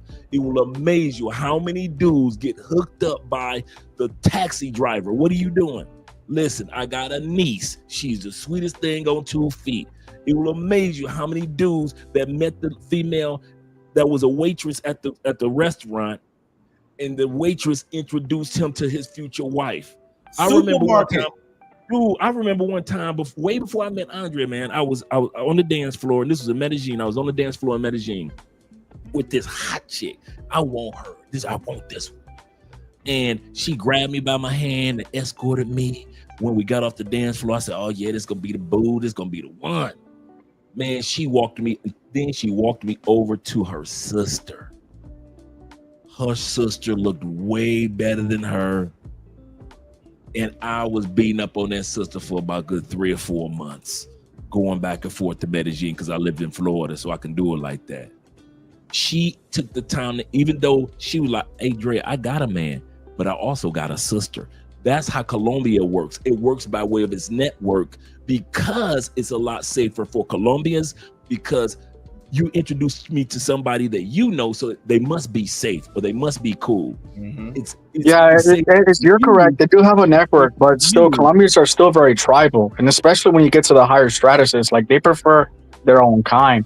And now Americans definitely have a bad reputation in Colombia, especially Medellin. So most women, especially at the educated level, good family level, don't want nothing to do with us. How do I know? Because I used to go out with these women. I have a girl that I did an interview on my channel. She's an architect, has her own car, her own apartment, successful. She talked some real shit, but nowadays I feel like even trying to meet those type of women in Colombia is a challenge now because of the reputation that we have. Now, I'm not doing dumb shit, but I'm just saying the few bad apples are making us all look bad. That I can agree with. In the grand scheme of things, you're absolutely correct that I'm an American. It's tarnished. That's globally. But I can say this: that's also the value of the network. I've dated. My wife is a corporate accountant. Dude, I've dated doctors, lawyers, attorneys. Dude, it was never an issue with me in regard. It was who I was. The number one thing that I tell guys when they get off the plane in any country is be you, because that's the safest person that you know. You've been knowing you your whole life, how to protect yourself in the United States or in UK or wherever country you're from, that's got you to the age and stage that you're in right now. So don't veer from being you. But what it is, a lot of guys who really they aren't networking type of people. They think that every female they see, they put in their phone, they got to smash. I'm always telling dudes, dude, if you got 10 women in your phone, it should be at least 2 of them that's just your sister friend. She the one that you can call for emergencies. She the one that you can call from the hospital. She the one that connect you with all the other chicks. She's the hookup girl. She's your wing girl. But most dudes only want women in their phone that if I'm not smashing her, she can't make it to my roster. No, if that's not smashing, Dre, forget that. If I'm not smashing, if I got her number today and I'm not smashing tomorrow, I don't want nothing to do with her. But then they be like, oh, but she's a freak 3 months down the road. Like, they can't have genuine conversations with people. No. One thing that I've known about us Americans, I'm gonna keep it 100, and it's just me. A lot of American has lost touch with how to communicate with people. The telemarketing, the phone, the swipe left, swipe right. Other countries are a little behind on a lot of that stuff. I see where you're going with that. A lot of Americans can't have a genuine conversation. It's like you say, everything they see, they gotta be able to hit. They gotta be able to hit right away. But then it's a problem. Like help that make sense to me. How like my brother did. Every single thing that you see, it's like dudes get off the plane, from my experience, just people that I know. Dudes get off the plane and they just be like 18-year-old in heat. They don't even try to construct you know how many dudes I know that live here in Santiago and don't have a dentist, don't have a doctor? Ask me like, yo, George, what doctor do you go to? I don't feel good. Like, motherfucker, you been here for 2 years. You ain't got a fucking don't even have a doctor. Like, what the fuck you been doing with your life? You don't have a doctor? That's funny. They don't even try to construct a regular life. All they think about, most people that I know, is sex, sex, sex, women, women, women, sex, sex. Like, bro, you know that there's a gym 2 blocks down? Do you know that there's a supermarket like right up the street? And there's another supermarket up the street? Do you have a seamstress? Do you have a doctor? Do you have a dentist? Do you need a dentist? I would agree that the best looking women that I've seen, especially in Colombia, are in the gyms, hands down. And then in second place would be in the bachata salsa classes. I take my mom to the doctor monthly. Now, like, I don't take it no more. They come to the house. But when I used to take my mom to the doctors in the hospital, you know how many women that have jobs? The whole damn hospital is full of women. Like, motherfucker, walk into a clinic. Go get checked out. You've been in the damn country for a year. Go get your ass checked out. Most dudes out here raw dogging everything in sight. Go get checked out. How about that? And you'll see all the women you want to see. But a lot of people, and a lot of dudes don't notice. A lot of dudes don't go to the universities. They don't go past all these universities down here. And these women that they ain't even got time to be hanging out like that. They got term papers due. They've got homework due. They've got studies due. So they ain't in the streets. When you're a couple like me and Andrea, we ain't in the streets like that. So that's why you don't see, like my brother just said, he said, I don't see couples like that. You ain't supposed to see us.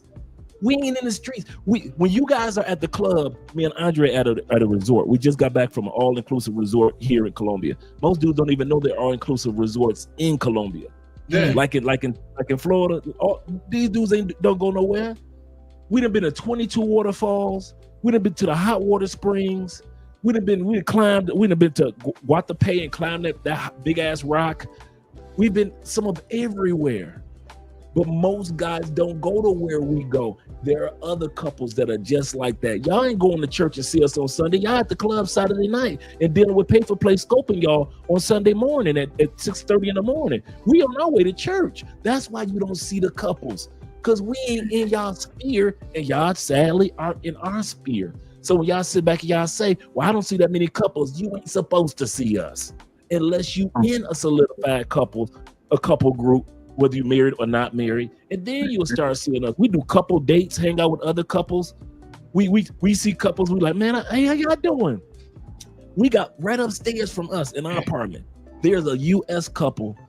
She's originally, her family's originally from Cali, but she was born in the States. He's Puerto Rican, born in the States. They just got married 2 months ago in a beautiful spot. Even though they both were originally from the States, they moved here. They are part of our WhatsApp group. They've been watching our channel. They decided to move here to Cali and say, let me go check out Cali. They moved here. They just so happen to be our neighbors upstairs. They got married. You ain't gonna see that couple. Even though they're two stateside people that got married, even though her family is originally here in Cali, they decided to move to Cali. You ain't gonna see that couple. I got a brother that just married a brother who was here for a year. He wasn't smashing nothing. Brother name, I'm gonna put the brother name out there, but he was 60 years old, right? Brother, he's a good dude. And the brother, for the first times he came here to Colombia, wasn't smashing nothing. Second time, wasn't smashing nothing. Third time, we all going to the movies. I was like, who was that? He said, oh man, me and her been dating for 5 months. I said, man, where you been? He said, man, I've been here the whole time. I said, wait a minute. You ain't go back? He said, man, I went back home and I came back. He said that when I came back that time, he said, I met her. And he's 60, she's 41. She used to be one of the Colombian beauty pageant contestants, like to be Miss Colombia, right? And she won a couple times. Now she's the woman that you see on the microphone interviewing the ladies on stage. How would you say about getting world peace? She's that woman now. You ain't gonna see her in no damn streets. It's women like that in DR too. Man, all over. It's women like that in DR. And when my brother sit back and say, well, most Colombian women only date Colombians. This is so true. Just like most blacks only date blacks, just like most Americans only date Americans, just like most Asian people date Asian people. So the majority will never be the majority in regards to what somebody wants to date. No matter if you were a white dude, you still wouldn't be the majority of what somebody would want to date in their own country. So that's a given.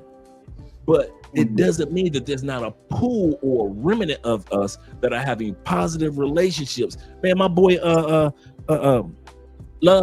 Pursuit Passports and Love, Pursuits, Love and Passports. Him and his wife in Santo Domingo been married for 3 or 4 years? They've been together for like 9. They got a YouTube channel. They do consultations. They help people in Santo Domingo come over and introduce them to positive people in positive locations. They inside. They ain't at the club every time you turn around. When you see them, they're going to, let's go to the go-kart races, baby. Okay, let's go to the go-kart races, baby. Let's go to this particular beach over here. We're going to go to this beach over here. They go in the spots where couples go. If you ain't into that world, you ain't going to see our world. You ain't going to see us successful couples until we put ourselves on YouTube. And then you guys be like, oh, wow, I didn't know there were that many couples in Thailand that were married, that many couples in Japan married. I didn't know that many brothers in Poland. I didn't know there were that many brothers that were in Germany and they're in happy relationships with their German girlfriend or their Polish girlfriend. You ain't supposed to know that. You dudes are visitors, vacationers. You're like aliens from another planet. You come, you check everything out, you get your ass back on that flying saucer and take your ass back home. We live here in these locations. That's why there's a difference between what a vacationer sees when you're on vacation and a relocator or expat sees, because we live here. And then once again, I can't tell you nothing about what the local Colombian thinks. Nothing. You know why? I don't hang out with the average local Colombian. If you ain't trying to do something with your life in the States, I don't hang out with you. And if you ain't trying to do something with your life in Colombia, I don't hang out with you. All my Colombian friends have people that have accomplished something. Like one of my close buddies is a dude that works in the immigration office. So whenever we do, Andres helping somebody out with a visa, I can call, hey, let me hit my boy up in immigration, see what's going on. Why? I ain't with no broke Colombian homeboys. Oh, hell no. My boys got some connections, so I can have connections. But and they don't need you. Yeah, if I go on the east side of Cali where everybody broke, and all my partners is on the east side of Cali, what they gonna talk about Colombian women? Oh, they all broke. They all trying to get a little. But that's why some of these guys are getting in big trouble in Colombia, because they're going out with the bottom of the barrel girls. Like a girl that has a tattoo on her neck is a big no-go. And you see a lot of Americans just like turn a blind eye just because she still looks good. So that's what they just add water. That's all they think. They think. Yeah, I mean, I'm just saying that I've been going to Colombia for many years, and I just see some of these guys, and I'm like, it's dangerous because these guys are selling the dream on their YouTube channels. Like, yeah, these girls like it. It's not like that. And it's very dangerous. Like, it is. It's just like you said, dangerous and sad. Man, it's just like in the States, man. I tell everybody it's the same thing as in the States. If you a millionaire in the States, if you in a millionaire, Steve Jobs, all these people, you attract certain kind of women. A rapper, NFL star, this and that. When you move to one of these countries, 9 times out of 10, you're financially stable for the most part. Like, I don't know too many people that are just like moving from the States and struggling. Like, I'm pretty sure they are, but even if you're struggling, you're not struggling to a local's, point. So Dre's 100% right. I don't go to no colmados. Colmados are like little joints where people drink beers. I go to high-end restaurants. I go to high-end spots. Like, it's not because I'm better than nobody, but for me, it's a safety issue. For me, it's a quality that I'm accustomed to. To me, I like the amount of service. I like the people that go there. Like, I'm not going to go hang out, like Dre said, with Joe Blow from around the block. No. If I go out, I'll hang out with my neighbor. Guess what? He got apartment buildings. He has this. He don't need me. I buy one round, he buy a round. Or maybe I take care of the tab this time, he take care of the tab the next time. I don't need a dude just leeching off of me. People just leeching off me. Those are people that are in survival mode. What most Americans like that because they're not used to the attention. So when they have somebody, hey, patron, jefe, this, that, they're like, oh, I feel good. I'm the one that have all the money, but it gets old and you're putting yourself in a bad situation. When you deal with a woman that don't have no job and needs you, it's not the same as you dealing with a woman that don't need you. You don't have that same experience, in my opinion. Like me, there's no way in the world, Dre, you can convince me to talk to any woman that don't have no job. Any woman that I've never done that. Any woman, one time. And that's what I'm saying. I've had women, Jorge. literally have to get out of bed because they got to get ready to go to work. Yeah. Me. Hey, what time is it, babe? It's in Medellin. It's about 4:30 in the morning. Oh, I gotta go. Yeah. I gotta go to work. I'll see you later. I'm gonna get off work. If I don't see you later today, I'll see you tomorrow. I need somebody that's busy. When I first came here to start dating Andrea would get up in the morning. She would make breakfast. She would put lunch in the refrigerator. And this when I first started coming to Cali. Put lunch in the refrigerator. And then she would go off to the firm, the county firm which she worked for. She would work to like 8 o'clock in the morning to maybe like 2 to maybe 3 o'clock in the afternoon. They would have their hour to 2 hour lunch. Andrea would come back and then she would finish off her work day, and that would be it. And the longest work hours that she would have was, of course, during tax season, because tax season in Colombia is right around October, September, during that time period. So she would be stressed out, doing taxes for different companies around the city. I needed somebody like that. Yeah. I'm not a dude that want to be with a female that's broke. I've never been with an unemployed chick. And in the States, like I said, to thyself be true. If you don't deal with unemployed women in the States, Why would you do why it? you coming to another country dealing with unemployed? I've never dealt with unemployed women. But Ever. you know why though, Dre? You know why? It's because this is all when they get on the plane and come to any of these countries, all they focus on women. That's it. So when they find a woman, they rather a girl that doesn't have a job or have nothing going, because guess what? Now she's more available for what they want.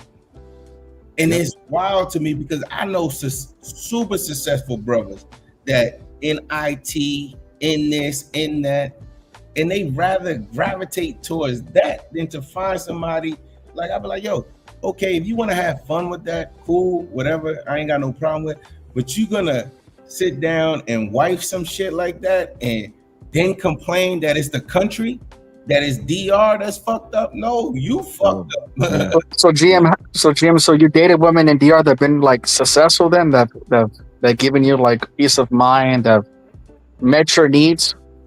Yeah. Okay. But you're single though right now, right? Yeah. Okay. So, hey, you find it. I understand you, yo. Like you said, you was in the military, and I was in the military. Chopper Pie was in the military, and most of us military dudes fucked up in the head. To be honest, that's a fact. I mean, it's just a fact. We've fact. been through shit. We've seen shit. We're broken, just like most minority men. We're broken men. You have to build yourself in the process, and I understand that you find it hard that there are people like that, but brother, there's lawyers, doctors, engineers, all that stuff, having dentists, all sorts of shit that are successful here. But I've gone out with those type of women, and to be honest with you, they're the same. The mentality is still the same. It's like get to the money, and that's what I've seen. My brother, no disrespect to you, but you sound like you are the factor. You are the it factor. If you've been to all these countries and dated all these successful people and it hasn't worked out, my man, you got to look in the mirror. I'm a denominator. Yeah, you the common, exactly. I mean, no disrespect to you. I don't want you to get, mushy or nothing, but, I've had my spill too where I was the factor. Bro, you cannot say that in fucking Alaska you can find good women. Any place you go, you can find good people. It's us that fuck it up. It's us. Like, if you don't want to agree, you don't have to agree. But I see plenty of happy people. I got plenty of people that are in relationships in my phone right now, on my Facebook or my Instagram. And I know, my barber, listen to me. I'm real quick. My barber makes no money for the most part. He's average Joe. He just opened up his own barbershop. His wife is an accountant. His wife makes $150 a month. She's from the Campos of La Vega. This lady, no disrespect to him if he ever sees this, is beautiful, model. Bro, she cooks, she cleans, she does She goes to work half a day. She's already just graduated. She comes home at 2 o'clock in the afternoon, picks up the daughter, takes the daughter to him at the barbershop, then goes back to the house so that she can start dinner.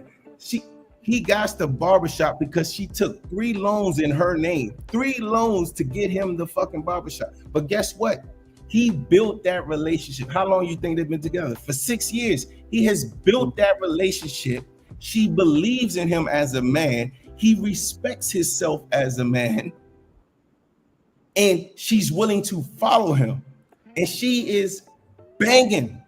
You gonna tell me she's not a man? She's a great woman. I kid you not, man. You will not realize how much quality a lot of these women are until you got a storm. I'm talking about when you got a storm where you like starting a brand new business venture. Like we started off Love Crossing Borders. I had my savings. We were only making $400 a month for the first 3 years of Love Crossing Borders. $400 a month. Andre was not with me for the dollars. I was not a dude that was balling, and even though we were traveling and doing different things, I was not a dude walking around. And I left the States, and I was making almost $100,000 a year in the States. But I took a gamble on me, so I took my savings, came to Colombia, and my wife, gorgeous as ever, she's got her career, she's got her bachelor's, finishing off her master's next year. All these qualities. It's just like my brother said, she still was down with a boy. And so when we crossed the $100,000 a year threshold here in Colombia, she earned the right to be with me when I crossed the 100,000 not only subscriber and got the plaque in the back, but also the $100,000 a year threshold. Yeah. She earned that because she was there on ground zero. A lot of times dudes actually sit back and think that, oh, your wife must have been with you because of what? Because of what? Because I left 100,000 in the States to gamble on living outside the United States. And I took my 401k and all the monies that I had saved, and I said, this will last me for about a good 3-4 years. While I put together something, and the something was digital marketing. So I got off in the digital marketing. Part of that was YouTube, ebooks, e-courses, everything, consultations, all this, and it's all gotten to the point where it brings in several streams of income every month. But she was there when it was $400 a month. So when we try to tell you guys these stories, you guys sit back and say, well, all the Colombian women want a man for his money, all the Brazilian women. And we sitting up there looking at you guys like, I can't convince you, I can only show you. And even if we show you, y'all still not believing us. Y'all think everybody out there, this is what it is, that victim mentality that American men have, and Canadian men have, and UK men have, that everybody's out to get you. Every woman's got her collar up, and she's just luring after you. The ones you choose. You decided to choose grimy chicks. And another thing, I'm tired of men in America playing stupid when it comes to choosing a woman. Travis Hunter. All of a sudden, you know how to choose women when you was in the States. Then you want to come to Colombia and you just don't know nothing about choosing personalities. You just didn't know that she had a weed habit. You just didn't know that she just wasn't crafty. You didn't know she wasn't crafty at all. You was with her for 2 years. You ain't seen none of that craftiness. Or did you just ignore it because she was so beautiful or because she was giving you fire head? And that's the At thing. At the end of the day, I see more men come from the States, ignore the red flags than I see anything else. Chopper Pop for the last 3 years have done more videos on red flags, and dudes still will go to Brazil and do the exact opposite, and then want to get mad at Brazilian women when they get the results that they get. You know what it is? I send them to DR. I don't even tell them to come to Brazil. You know what it is too? They don't got what it is too. As a man, up over there. Yo, Dre, you know what it is too? This is what I've learned as a man and as a person, me personally. George, I only want to be around people that want to be around me. I only like women. This might sound stupid, but I only like women that like me. If as a man, you don't understand that your woman has to like you more than you like her, you're going to always have issues. But see, You're never gonna see one of my women and probably be like, to you, to Dre, to Chopper Pie, or to you. Y'all might not think she a 10. Y'all might be like, damn, G messing with a 6 and a 7. What the fuck? He messing with a 6 and a 7 and DR? Why? You know why? Because she caters to me. She fulfills my needs. She gives me peace. Now, y'all can chase them 10s, right? And y'all can cater. Guess what y'all do? Y'all cater to them because y'all feel that she is out of y'all league. So guess what? When she says she wants $100, you're gonna give her the $100. When she says she want to go out to eat, you're gonna take her out to eat. When she says she want to go to Camp David, you're gonna take her to Camp David. When Not to Camp David. They take it on the Camp David now. Yeah, you go on. You know what I'm saying? That's what you. Andre went to Camp David, so the average dude don't even know what the hell you talking about. The average Camp David where the presidents go. Yeah. So they ain't never took no female in DR to Camp David. Why? Why? That's like a special occasion. You take a person to Camp David, you've been dating with them for a couple months. She been acting good. She been helping you. She been giving you useful information in the country. She's been helping you get your paperwork together. She been saving you money. You be like, you know what? I want to reward her. I'm gonna take her to Camp David. But these jokers meet somebody, swipe left, swipe right. I want to go to Camp David. Let's go. Why not? But hold on. So would you say that they gotta like move into like better circles, like better networking themselves, learn the language, try to learn the culture as well, and be patient with the women, try to get to know the person they're dating? Be patient. That's the number one thing. Don't do nothing number one thing that you haven't done in the States. You didn't get married. You didn't do all this. And you know one thing, Dre, we've all done it. We know as men when a chick is out your league. Not even just like the way she look, just the way she carry herself. You know when she's out your league. Yo, if she's out your league, understand why she's catering to you sometimes. You know what I'm saying? Is it genuine or is it a problem? Or is it she just trying to get you? But men know. Come on, if you wasn't taking dimes in the number one thing, that's the number one thing I get tired of men trying to pretend like we stupid. Yeah, they pretend like we all walking on our knuckles and we all still got we got eyebrows that's thick and we just all Neanderthals just came out of a cave and we're just discovering the women. Look at beauty. And we're God gifts to them. We're God gifts to them because we got a couple dollars. And you think that just because you got a couple dollars, they just gonna cater to they're gonna cater to you, all right. A couple dollars gonna get you in trouble more than anything else once they realize that you throwing money out like that. You still one of the few people in the world that make it rain. Ain't nobody in the planet making it rain like that no more. That's played out. That's early 2000s. And you still think you can make it rain? Oh, let's go get him for his money, girl. Hey, I've always said, Dre, I've always said this, and you've heard it, Chopper heard it. You cannot, plenty people try and they will all fail. You cannot buy love or loyalty from no one in life, not from your woman, not from your family, not from your circle, not from no one. You cannot buy love and loyalty. If they give you love and loyalty off of your paper, hey, it's gonna end bad. The way it starts is the way it's gonna end. Always remember that. That's facts. So, Dre, let me ask you: how many years have you been living in Colombia now? Oh, this going on my 7th year. 7th year. Do you feel that it's still underrated to live overseas? Oh yeah, very much so.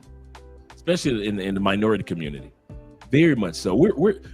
I think we take for granted, all three of us, all four of us, gentlemen, and even in the comment section, we take for granted that we're travelers, and we have been doing it for so long that it's part of our nature. It's a part of our DNA. We don't realize that the average person in our home countries don't travel like we do, don't relocate like we do. So a lot of it is still in its infancy. a lot of it in our communities are still in this infancy. I got a couple of books coming out in regards to how to budget for relocation and travel, as well as the steps to take to relocate.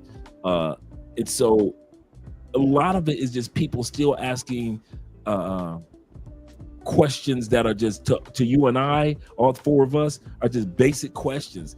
But yeah, it's all brand new. It's all still in its infancy. And that's why I believe that a lot of us men are making the mistakes that we're making, because we treat passport like it's a brand new Ferrari, and we've never driven a stick shift a day in our lives. And we're really trying to look cool while we're doing it because it's a Ferrari and you can't help it. But you really know at the end of the day, you've never driven a stick and you're messing up the clutch, and it's expensive and it's just ruining everything. But it's a Ferrari, dog. You got to realize it's a Ferrari. That's what dudes are doing. They're Ferrari drivers that can't drive a Ferrari. And they need to just take their time, like my brother just said. The number one guys I've been happy for that I've seen in Colombia are all the guys that were patient with their sex life. Every single one of them. Every single one of these dudes got really solid women on their side. One brother, he came down here 4 times, ain't smashed nobody. He just a regular everyday dude, but he was networking and meeting people. Somebody introduced him to his girl. They've been together 3 years. They just had their son born. His mama and his father just flew down from California to come spend time with their first grandson, because all they got is baby girls in the family. Now somebody's got a grandson. So now we got a family from California connecting with a family, a black family in Colombia, to where black families like that wouldn't even met. But because this dude was patient, and he wasn't running around trying to hit every brothel he saw and every chick that he saw, he was just like, it's gonna happen. My day gonna come. But until that day comes, I'm gonna just have a good time in Colombia and enjoy myself. And every time he came, he had a good time, and he wasn't smashing nothing. And then when his time came, bam. Now I'm looking at other dudes that's been in Colombia 5 times, miserable, been drugged twice, been robbed the 3rd time, because they going after the women that they look like 10s, but they from the east side of Cali. Yeah. And you know not to mess with east side Cali chicks. But because them sisters look so hot. So now you got one brother that was patient, and he living the life of Riley, enjoying his life, to where these other dudes that were here the same amount of time, and they've been drugged twice. But you can't tell them dudes nothing. Nope. And that's the part. A lot of guys are trying to drive Ferrari, and they never drove a stick shift a day in their lives. But you want to start off with a Ferrari? And this is the other thing I want to say. Just 2 things I just want to share, gentlemen. I think a lot of us don't want to admit a lot of women that are 10s are not in our league. There are women that are 10s that are dumb than a box of rocks. There are women that are 10s that have no personality. That's not what you're looking for. You're not looking for a woman. There are women that are 10s in Colombia, can't cook, but ish. And they'll tell you they don't want to cook. Right. That's why you see some of us dudes, we get with the 7s and the 8s and the 6s. Why? Because the 7, 8s, and the 6s bring forth so much that they 12s compared to the 10. The 10 has a physical 10. Dude, I know some 10s down here that be having nervous breakdowns because don't nobody want them. And I'm gonna tell you something. I don't know how it is in DR, but here in Colombia, when you see a 10, you know what the 10 is? A side chick. Mm-hmm. In Colombia, most 10s are side chicks. Most dudes, Americans want to make them the main. Like LL, get you a regular wife. Like Snoop Dogg, get you a regular wife. You want to deal with a 10? She's a side chick. Yep. All throughout Colombia, that's all I see. 10s, when you see one of the finest of the finest, she's either pay for play or she a side chick. Ain't nobody taking 10 serious. Only you dudes that get off of planes take 10 serious. The rest of us that live in these countries start to realize, now I see why these dudes down here in Colombia, they smashed the 10s, but they married to or in a relationship with the 6, 7s, and 8s. Yep. I got it. because the 6, 7s, and 8s bring so much to the table as if they're 12 and a 13. And that 10, she ain't nothing but good for like once a month, twice a month, smash her and kick her ass to the curb because that's where she belongs. She a fucking a lot of women that physically are 10s, but as far as personality and what they bring to the table, bruh, you are far light years ahead of them, and they don't even deserve you. And a lot of men don't want to admit that a woman that looks like a 10, reason why a lot of us ignore them, she don't deserve me. Yep. A lot of dudes don't know the difference between a liability and an asset. Yo, and they'll get mad at you. Yo, Chopper, we got a homeboy. Man, crazy, wild, super successful dude, young, all that stuff. Same thing, chasing them 10s, wife the damn 10 that ain't worth shit. Ain't worth nothing. Ain't worth shit, but she is bad than a motherfucker. Yes. All she misses is a criminal record. Well, that's it. And she might have one of those. But, you know, they fall in love with the looks. They fall in love with the sex. And this is my girl. This is my wife. But then you already know how that ends, right, Dre? Man, we all women ain't shit. Nah, brother. You got to take some type of responsibility for this, you know, your selection, yo. You got it. I'll tell you how finicky Andre and I are. If your girl is a 10, but she ain't got nothing else to offer, we don't even allow you to bring your woman around us. Yeah, no. Andre and I, we're very finicky when it comes to date night with other couples. Dudes think just because I'm in town, Dre, me and my girl gonna hook up with you and your girl. No, Papa. No, Papacito. You are not hanging out with us. Yeah, bringing a half-naked chick. Yeah, dude. Wow, one brother. We're going to one of Colombia's most exclusive restaurants. We talk about bodyguards and security out front. I mean, this is top notch. This brother come to town with his girl, and he had one of Colombian chicks that he had met down here in Cali. Bruh, she was an attractive woman, but she was all Eastside Cali, and we knew it. Yeah. And this is the funny part. All Andrea friends are black. So if anybody know hood, Andrea know hood. Because she just grew up. She ain't had to be in the hood. She was hanging out in the hood. She ain't never introduced with nobody her color. Everybody black in Andrea's circle. So all her male friends and female friends, Andrea only hang out even when she was living in Medellin. So me and Andrea in the whole time they're in the backseat of our truck, and we're thinking like, we're hot than fish grease, but we're gonna have a good time tonight. This female was so ghetto. So ghetto, even though she was physically attractive. And me and Andre said, this is the reason why we censor when you guys bring chicks around, because you think because she's physically a 10 that mentally and socially she's a 10. And a lot of times y'all women are not worth being around. Hey Dre, I know your wife is from over there, right? Locals, this is the thing that they don't understand. A lot of people don't understand that when you're a local and you see and you know how to filter, you can automatically tell just by looking how a person dress, the weave, the nails, the type of clothes they have on. You don't even have to tell me she's a pay for play. I already know just by looking at the joint. And locals know that. So some dudes, they be grabbing a chick from Sosua, then they'll bring them to Santiago or they'll bring them to their hometown. All the locals know that she's a pay for play. And now you're out having dinner and you're out whining and dining this joint. You can't escape. You lying to your damn self. You're not lying to nobody else. Because I know a lot of dudes that do that. They'll try to act like, oh no, she got a job. Brother, she can't even speak well. What are you talking about? She don't know what a bank account is. She don't know what none of that stuff. What are you talking about? She don't got no another thing. If you get, that's the other. I'm glad you said that. Two things I would not do. I would not date anybody that didn't have a bank account, and I wouldn't date anybody that didn't have a job. I'll tell you why I said bank account here in Colombia. Here in Colombia, your same thing in DR. What you about to say?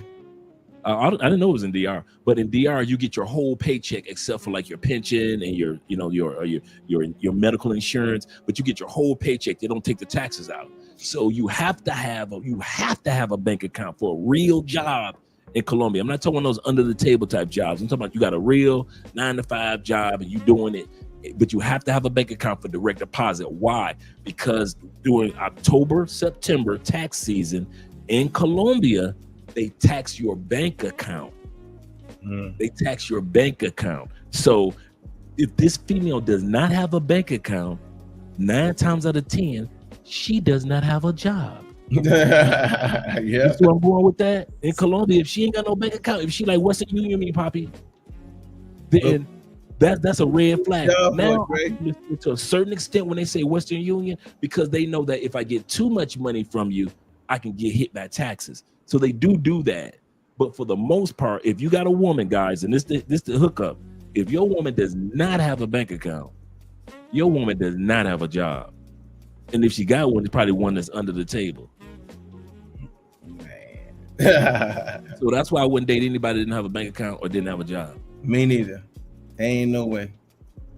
And it ain't even like, oh, she has to be a doctor, she has to be a lawyer, or none of that stuff. It ain't nothing like that for me. It's more of, how do you just date somebody that just does nothing? And then they always hit you with the, oh, I just lost my job. Okay, when was your last job?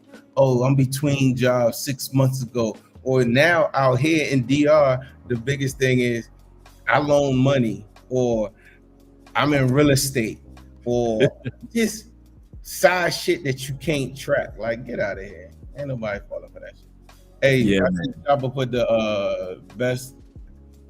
Yeah, so this guy asked, why would Brazil, DR, Colombia be best for retired vets to relocate to? Would be best for, what is it?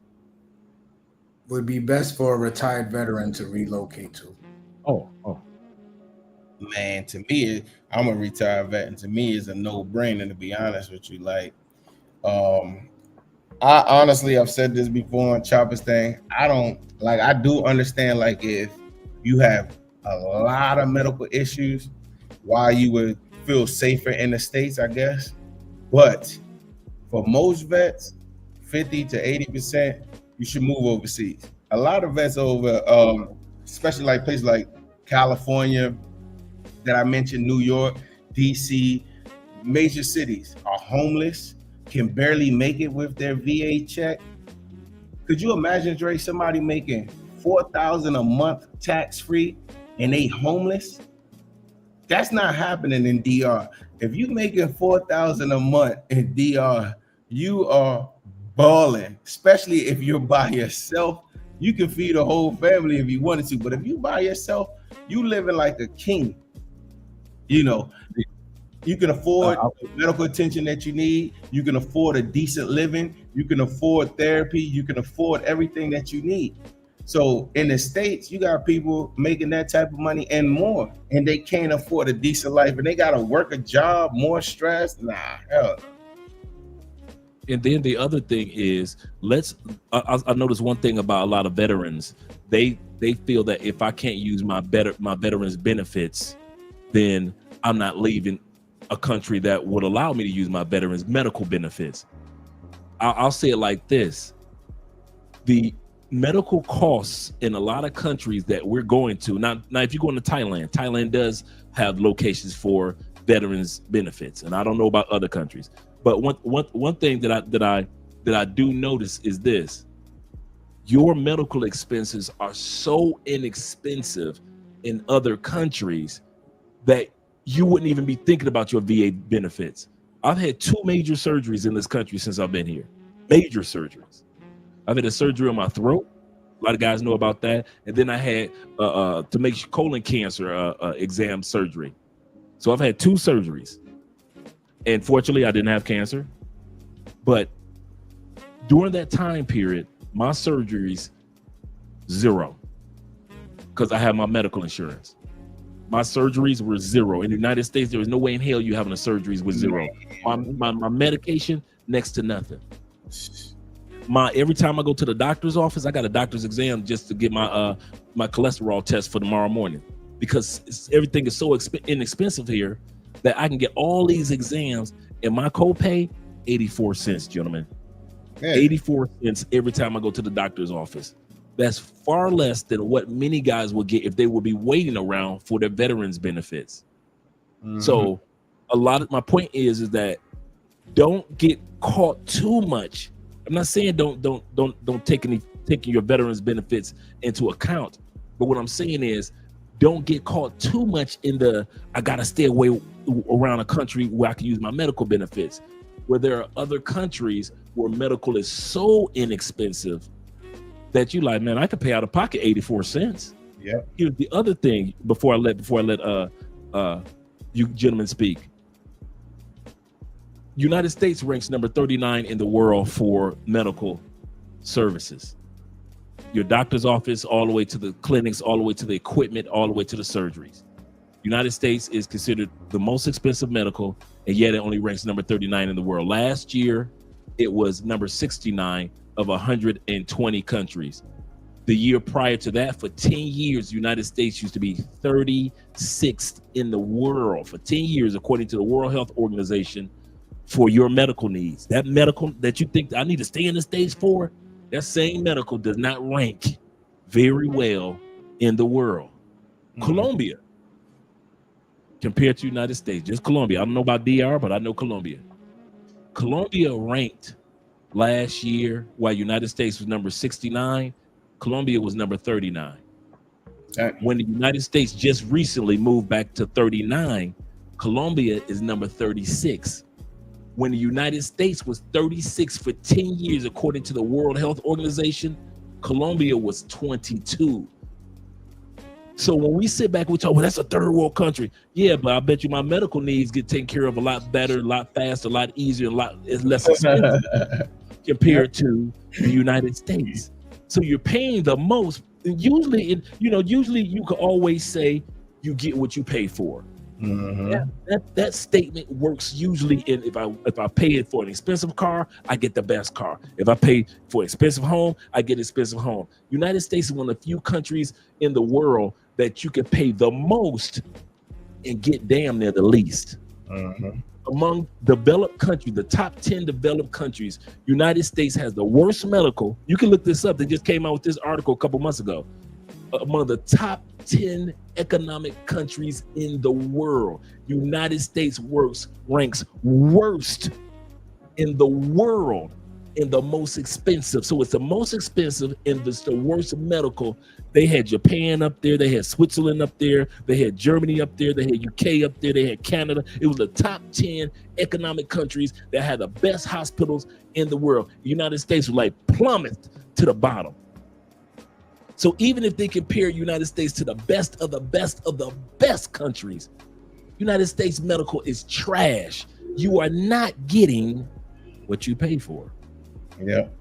I would go as far to say that besides the financial factor that Jorge mentioned and the medical factor that Dre mentioned, just the mental factor, right? And I don't want to limit this to just veterans. If you're a veteran in the States, and like Jorge said, about 80% of you should be living overseas, right? And I don't want to limit that to just veterans. If you're still in your 30s, even your 40s, your mid-20s, if you have it in you, if you have the means, no responsibility is tying you down to just, pack up, get your remote job, because Dre talks about this all the time on his channel. He shares the links with y'all, shares the articles, offers the consultations on the jobs that you could get to sustain a lifestyle overseas. Man, just the mental aspect of living somewhere else does wonders for me. Up to the point where, like, I just do therapy just to keep up with therapy now. But now it's like you could feel the difference, like mentally, spiritually, just being somewhere else physically in a place that you weren't born and raised in. But they call DR and Colombia third world countries, but the quality of life here, man, you can't find this quality of life nowhere in the States. Bro, most people's problems come from finances and relationships. So if you can wipe out, if you're a veteran, right? If you're a veteran and you can wipe out half of your problems, which is finances. Now, there are veterans that move to these countries and just blow the bag doing stupid shit, chasing women, this and that, that and that. But if you're just an average guy that looking for peace of mind due to your PTSD or your stress in the States, or even physical stuff, like, yo, you know, we go to the Veterans Clinic here, and that's another thing, Dre. A lot of countries nowadays, they have the foreign medical program where they have clinics, and let me tell you, some of these clinics are way better than the VA clinics in the States. Yep. The attention to details, the amenities. Yo, I go to a clinic now, they come pick you up, drop you off, they make you smoothies, they give you lunch, they give you dinner if you know what I'm saying, if you don't want to cook dinner. Just also, they got a gym, they got a spa, they got a sauna, massages, all that shit. You're not getting that in the VA clinic. So aside of that, the financial stuff, where you can live, you make $4,000 a month. And in most of these countries, you can live, let's just say, even on the high end by yourself for $3,000. You saving money. Dre, you do finances every day. Most Americans don't have the ability to save shit. I dropped the link for Chapopata. They just dropped this article a couple weeks ago. I dropped the link for Chapopata in the private chat to post, and that is how much you need to live in the top 10% of over 30 countries around the world. And I just dropped the link for that video. I mean, for that article. So if Chop want to share that with us, and it shows how. Chop, could you show that on the screen? Yeah, I got you. Okay. And the reason why I dropped that and I have that in our Patreon and share that with guys is because I want guys to see you can be in the top 10% in many countries, and it's not as expensive as you think it is. One brother said, Alone said this. He said, "No, I'm good on the medical," which is great. If you're great with American expenses and great with American medical, that's great. That's cool. There's nothing against that. But we just try to let you know that you're not missing out if you go to another country. I give you a perfect example. Another example: a brother came here for the Afro-Colombian Festival, and in the United States, it costs almost $320 to get the yellow fever shot. He came here. I took him to the doctor's office, the same doctor's office that's downstairs from the dentist's office where Kanye West got his teeth done, Tekashi 69 got his teeth done, Rick Ross got his teeth done, and Cardi B got her teeth done downstairs from that doctor's office. I mean, upstairs from that dentist's office. This dude paid less than $20 to get the same yellow fever shot. To where if he'd have got it done in the States, it was $325, $350 for a yellow fever shot. Yeah. In the doctor's office that we go to, it's absolutely free on Mondays and Tuesdays. Yeah, absolutely free over here too. Yeah. Hey, Dre, you know what a lot of Americans have never experienced that you can actually afford in other countries. Yo, I'm here with my mom that has dementia. A lot of people keep it right there, Chop, Brazil. I have somebody that take care of my mom. I have somebody that cook and clean the house. You know how much that costs in the States? Somebody to cook, clean the house. Hey, I want fried chicken today. She make fried chicken. Hey, I want how can you afford this in the States? You can't. Yeah. Most people can't. Somebody to clean your house every day. I live in a 5-bedroom, 4-bath house with a pool, gated. Or Chopper been to my house, $1,000. You can't even get a studio in Maryland for that. Nope. Dude, we pay $800 for hours, and we live in the suburbs of the suburbs. And you guys know I'm bougie. Yeah, you can't get that. In those. What I was just showing with Chop, real quick, is they came with this article. How do you live how much it costs to live in the top 10% in over 30 countries around the world? In Brazil alone, just to be in the top of the top 10%, all it takes is $45,137. That's it.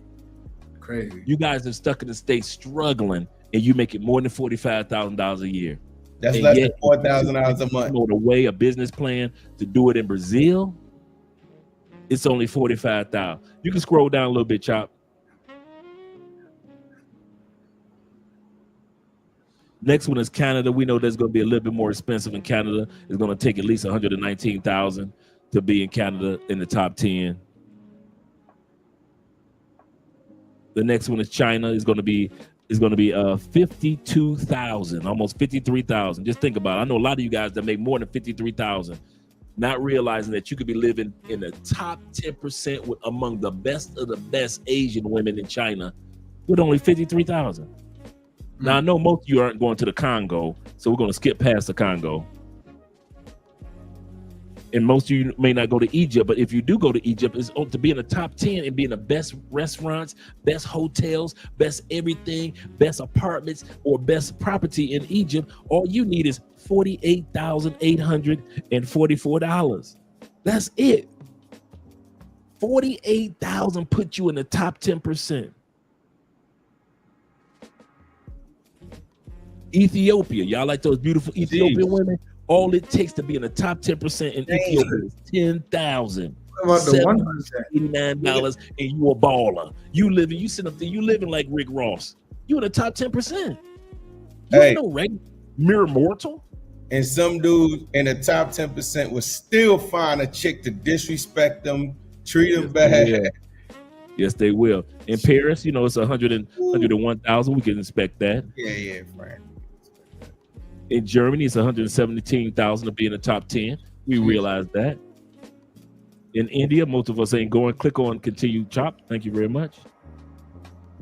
Indonesia, you want to be in Indonesia hanging out with Russell Simmons and all the other digital nomad. You wonder why all the white boys going down there and making that money online? Because all it takes to live the best of the best life in the top 10% in Indonesia is only $34,000 to $35,000 a year. If you can muster up $35,000 a year, you living like a baller with Russell Simmons and the rest of them. Too bad for Diddy. Iran is only 47. That looks beautiful. Israel, of course, most of us ain't going to Israel, but that's 157. A lot of guys are moving Italy, and it only takes 83 to be in the top 10 in Italy. Japan, of course, we kind of know that it'd be in the 100,000s, 103,000 in Japan. Mexico, you wonder why so many people moving to Mexico, especially older people with their Social Security money, because in order to be in Mexico, all it takes to be in the top 10, all it takes is $51,000, and you're in the top 10% in Mexico, living among the best of the best. You ain't even in those rough areas in Mexico. If you in the top 10%, you ain't in them dangerous areas. You in the best of the best where security is everywhere, only for $51,000 a year. Let's continue on, Chop. Nigeria, a lot of you guys want to go to Nigeria or go to parts of Africa. 23,000, you're gonna be living like a king. Golly. And y'all over there struggling with 23,000 in the States. Struggling. Pakistan is 22,000. For some of you guys who may want to go there. Ooh. Philippines, you like the Philippine girls? Philippines, you wonder why all the white dudes going to Philippines, because all it takes is $28,800+, and you could be in the top 10%, eating in the top 10 restaurants, living in the top 10 spots. You got a maid, you got a cook, you got all that popping off among them fine Philippine chicks. And all you need to make was $28,000 a year, but you in the States struggling? You didn't make that at McDonald's in the States. Man, for real. That's what I say, yo. No bet. That's good to know. Russia, a lot of guys think that it's crazy and expensive. I heard some great things about living in Russia, especially with black people for years. Black people have been living in Russia since the 20s, since after World War I. And all it takes is $50,000 a year, and you could be living in the top 10. And they've already programmed us to think that they're the enemies. Mm-hmm. Now, we already know Singapore is going to be expensive. That's $217, $215 a year. South Africa, a lot of brothers going down there. All it takes is 56, 58. Tanzania, That's why you always seeing brothers from the UK always down in Tanzania and Ghana and all that area. It only takes 10,000 to live like a baller. Yeah, I gotta add Tanzania to it. I think I saw some places on Now there. let's start with Thailand. All you Thailand dudes, all you want to do that want to zoom to Thailand, only $43,000 a year, and you in the top 10 restaurants. You go into the top 10 clubs. You go into the top 10. You ain't down with those mere mortals. You ain't down at the bottom of the mountain with the mere mortals. You in the top 10% now in Thailand, only for $43,000 a year. So when you dudes back in the States are struggling with your little money, we don't care. You got 100,000 in the United States. Statistically, over 40% of people that make $100,000 a year are living paycheck to paycheck. In the United States right now, statistically, over 25% of people that make $250,000 a year are living paycheck to month paycheck. Could you imagine that? That's crazy. Not including, and there's a lot of brothers and sisters right now moving to Turkey. 81,000 get you in the top 10. There's a lot of brothers and sisters moving to Turkey. Bangladesh. UK, we knew that was gonna be a little bit more expensive, 97,000. But then United States, you can only get in the top 10. Thank you. 165. Uncle Sam need this part. And you wonder why Americans struggle in the United States. I don't blame y'all. Live your struggle, brother. Live your struggle. Now we know UAE would be a little bit more expensive.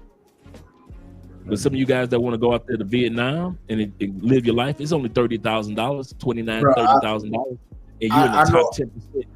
I have a friend who I met here in Brazil. When I met him, he would live and die by Brazil. But he moved to Vietnam. He worked for Apple, and not like no regular Apple job. Like he worked for Apple up to the point like if something was coming out, he was not liable to talk about anything. Quit his job at Apple to move to Vietnam, start his own online business, and will die by Vietnam. I hear a lot of great things about Vietnam. Yep. And this is the part I'm emphasizing on the top 10 in each one of these countries, guys, because you're not living a life of average person with these numbers. You're living a life beyond, and that's why I was mentioned to the other brother, Ulysses.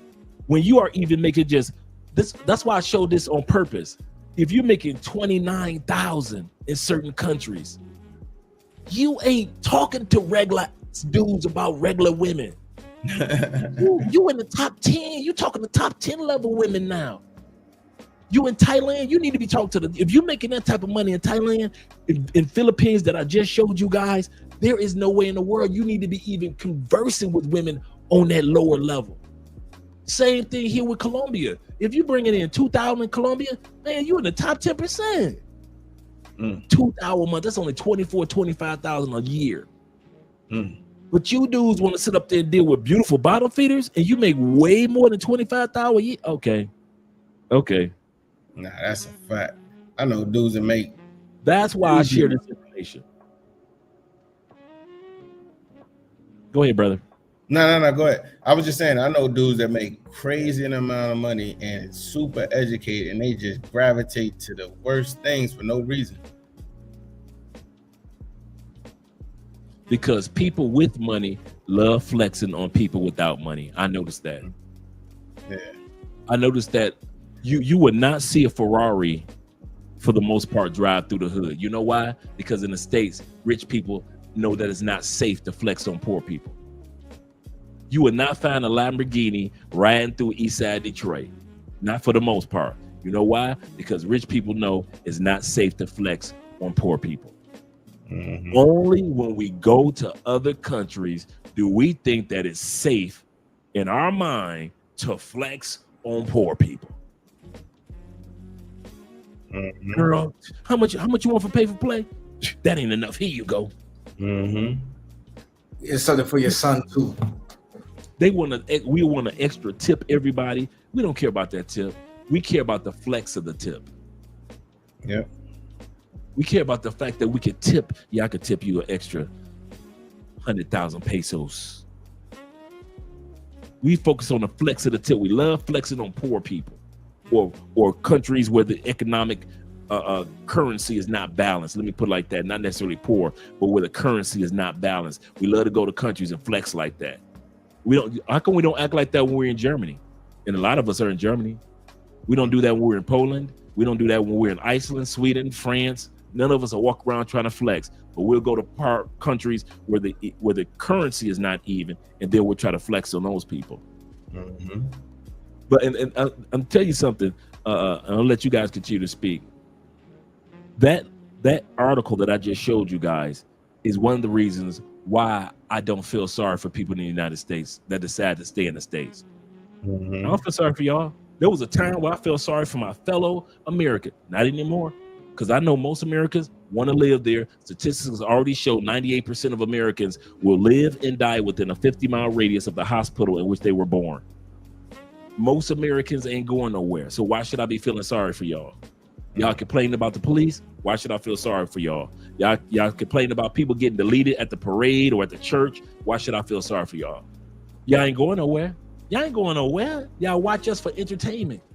We are rare. That's why I sit back and I say that Jorge doing what he did for his mom is rare. Most dudes can do the exact same thing for their mom and their daddy, but they don't. Yep. And they got more money. They got more money. Thank you. It ain't like it's a bunch of dudes like Jorge that's like, you know what? I gotta go ahead and take care of my mom real quick. It ain't a bunch of dudes he meeting in DR that's taking care of their mama. No, he's one of the rare ones. Chopper Pie got his degree while he was an expat. He didn't have to go all the way back to the States to finish school. He finished off school while he was expat. Most dudes ain't doing that. Most dudes ain't starting digital nomad businesses like I or companies like I did. Most dudes ain't do that. So we aren't doing that. So we already know we are done feeling sorry for our fellow Americans that are fighting us tooth and nail to stay home. You can't help people that don't want to help themselves. You cannot help people. And that's why when I look at that chart of numbers and I see how much it does not take to live a great life in many countries and y'all don't do it, I don't feel sorry for y'all. I don't care what, I don't care who become president. As long as they don't mess with the passports. Yeah. I don't care who become y'all president. Y'all ain't talking about disability. Y'all can have it. Yeah. Dre, I know you said it, and I know I talk to Chopper all the time. I would never live in the States again, probably. You know what I'm saying? I got one for you that I just discovered a couple of days ago. Guess the percent, and it's under 20. I'm gonna give you a hint, under 20. Guess the percent of Americans that move back to the United States permanently after becoming expats. 2. Like 12. You said it's Lower. under 20. 15. Lower. Dang, lower, you said. Okay. 5. Lower. 3. Higher. Oh, shit. Okay. 4. 4% of Americans.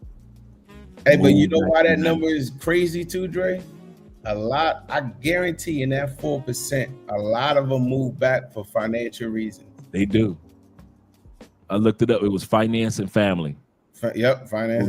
Those are 2 reasons: finance and family. Either they had a family issue that was going on, they had to move back, or it was because of financial reasons.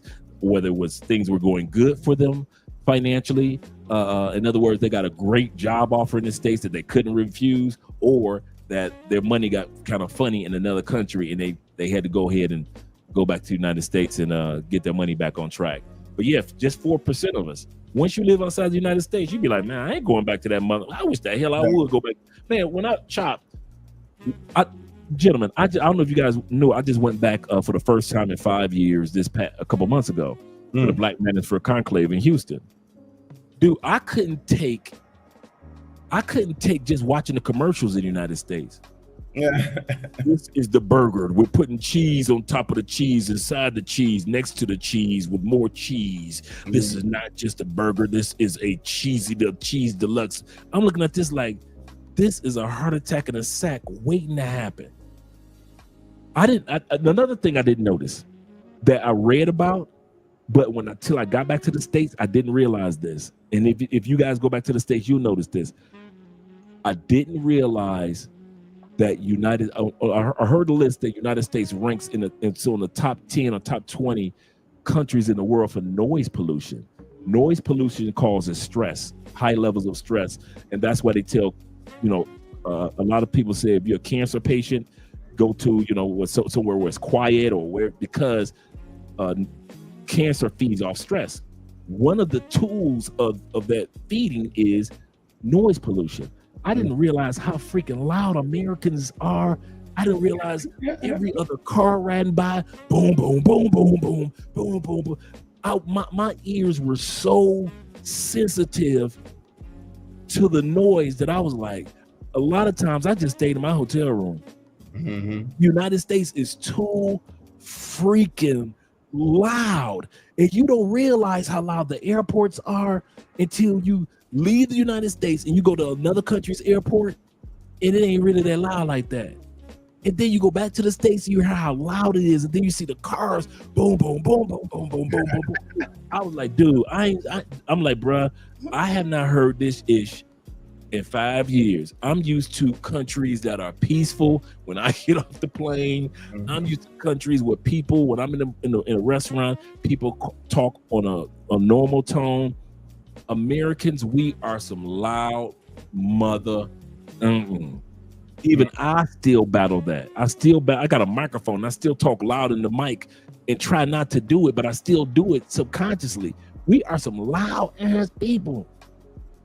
And so I can see how people say that when you're battling cancer, that noise pollution is one of the forms of stress that feeds cancer.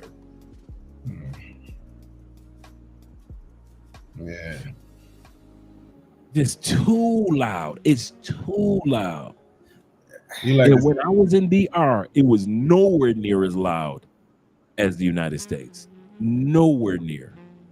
And we were in Santo Domingo, all over the place, and we were downtown. It was nowhere near as loud as the United States. Just the United States was loud to be loud. Not like DR would be loud, like, hey, we're all going out, we're having fun, we're enjoying ourselves, or, like when it's time to go to work. But America is loud for no damn reason. Walmart is loud than a mine. Unless you go in Walmart like 4 o'clock in the morning, Walmart is loud. Restaurants are loud. Everywhere we went, it was loud. I was like, why the fuck is America so damn loud? Not to mention the traffic. Jay, I was there in October for my daughter's birthday, man. Right. This was probably one of the worst trips I've had because never in my time flying back and forth have I wanted to leave as soon as I got back. Like just miserable, like that energy, that pollution you're talking about. I just felt so miserable. Ask Jorge. I was talking to Jorge every day, like, man, I don't know how I'm gonna do this. He's like, yo, I spent this much, man. Get out of here. I'm like, man, food costs this much. Bruh. This much. I was in 500 and I was only there 3.5 days. And I didn't spend nothing but just eating here at a restaurant there in Houston. I was like, if I'm spending $500 in 3.5 days, could you imagine living in this country? Yep. Man, y'all, all you brothers and sisters still in the United States, y'all got bigger balls than me. I don't see how y'all do it. I don't see how y'all do it. I ain't gonna even lie about that one. Shit, just cable internet, $200 something, light bill, $300 something. Just like you said, going out to eat. Yo, you can go to no lie. I took my niece. It was me, my mom, and my niece. We went to Chick-fil-A. 3 people, 1 child, 2 adults. My mom don't really eat that much. I spent like $40 something in Chick-fil-A. Like, you know what a $40 meal in the DR can get you at a nice restaurant? Bruh. $40 US at a nice restaurant? Man, get out of there. Wine included. That was just about how much Andre and I paid in Santo Domingo and the fancy restaurant that's in the cave that's underground. Oh yeah, nice. Yeah, we went there. Very nice, very romantic. It's very 5-star ish. Like $40. $40 to be in a 5-star restaurant. It was underground in the cave. It was beautiful. Yeah. And I'm thinking to myself, there was no way in hell that this spot. This was like a $500, $600, $800 restaurant in New York. Oh yeah, definitely. You go nowadays. You go on a date or anywhere to a steakhouse in the States, you're spending minimum $200 minimum, and that's not even drinks involved or none of that stuff. That's your steak, 2 entrees, or whatever you want to do, your salads, and you done. There you go, your $200. I'm looking at the price of eggs and milk, like fruit, Yep, cereal. Like, I'm like, man, y'all paying how much for cereal? Just milk? I said, oh man, that's all right. Yeah, I was Come here for my little. barely eating. Food make you sick now. I was over there like just. yeah, because you know it's processed different too. There's a lot of processed food back in the States. Here, Yeah, man. and in Brazil and probably Colombia too, they get a lot of stuff from the local farmers and stuff like that. Fresh produce, fresh meat. So you know what I'm saying, it's not the same. The fish comes straight from the ocean or from the rivers here in Colombia. Yeah. So Straight from the Amazon. You get stuff from the Amazon, you get stuff from the other rivers, you get stuff from the Pacific Ocean, the Atlantic Ocean. Like, I mean, like they just caught it. Like you could just tell, like this fish has just been caught within these last few hours. yeah. Or a lot of times we'll go to the grocery store and every time we go to the grocery store, we clean the fruits and vegetables because they still have the dirt on them from being pulled out the ground. Mm-hmm. Yeah, that you have that here too. But you know, Dre, another thing, like a lot of people fail to realize, if you go to Colombia, you go to Brazil, you come to DR, and you don't like it, guess what? You can always go back. You can always go back. Look at Chopper. He came here. He was living here for a couple years. Yep. Guess what? He moved to Brazil. That's the beauty of it when people make the mistake of thinking that we just love one country and not realizing, dude, we got passports. We have been set free of that love of just one country. Mm-hmm. I did that for 50 years. I don't know how many years y'all did that, being in the States, loving one country. But now there are many countries that I love, including the United States, but there's many countries that I love, man. And so that's the beauty of it. If you don't feel like this one country fits you, you can either go back to the States, and you could do like Chopper Pot or Tailor Made Dreams, and many other brothers have done. Yeah. Go to another country. Yeah. Go to another country. That's what we're putting in order right now for ourselves to kind of like decide on what our next country we're going to be living at is. A lot of people think we're going to be here for life. No, we got other countries we're going to as well. Man, yeah, you beat that. Yeah, so, you going to Germany? No, that's part of the plan for next summer. Oh, okay, nice. Germany, Italy, Sweden. We're going back to Spain. Yeah, Germany and Portugal. No, you can't beat that. Yeah, man, so we're trying to decide on which ones right there because we'll be close enough to enjoy Africa, but then we will be because I'm trying to do if we do Europe. Listen, I'm not doing the cold. We're doing Southern Europe. Yeah, warm weather. Can't be. Yeah, I'm not doing that ice cold Europe. Man, that'd be like how people come out here and they only know like one little town or something like that. I don't get how people just don't like venture out. I don't get it either. Man. I've been to so many places throughout this country, man. I kid you not. I remember like last summer, right? Me and Andrea had booked a kind of like a getaway in a little small town called Salento. We think it ain't nobody there. The closer we get, we noticing the traffic getting thick, and dude, when we get to Salento, it's a 2-hour wait in traffic. We like, what the heck is going on in this little small town? Bruh, we didn't know that January, I mean, we knew the date, we didn't know it was a celebration, that January 6th is Three Kings Day here in Colombia. Mm-hmm. So they celebrate the last official day of Christmas, Three Kings Day, with a big giant celebration in this small town, and people come from all over the world Dang. to get to this small town. I mean, we're talking about small Pueblo, Yeah. right? Really small. And man, we had such a great time. And they had a festival going on, a giant free concert. They turned the town hall into like one big stage, and it was crazy, man. You like, man, it's gotta be 30,000 people in this little small town. Mm-hmm. And every room was booked. But a lot of people don't go see that. Or like here in Bogota, you got one of the few Taj Mahal replicas. So Colombia is one of the few countries in the world that actually has a replica of the Taj Mahal that you can go visit. And it's really beautiful. But guys don't go. They'll go to Medellin, they'll go to Cartagena. They'll go to Medellin, they'll go to Cartagena. They don't go to San Andreas Island. Oh man, that's like their Hawaii, Colombia's version of Hawaii. Really nice. Mm-hmm. Just don't go. Well, fellas, we're about to wrap this up. Great intel from you guys. Great intel. So, closing notes on how it felt to be an expat another year. You know, Christmas is coming up. We get to celebrate 24 de Diciembre in our respective countries while everybody celebrates on the 25th. And how you guys feeling? Go ahead, Jay. Oh, I'm doing great, man. Like I said, another year's gone by. Appreciate you guys of seeing that you guys are doing some excellent things as expats.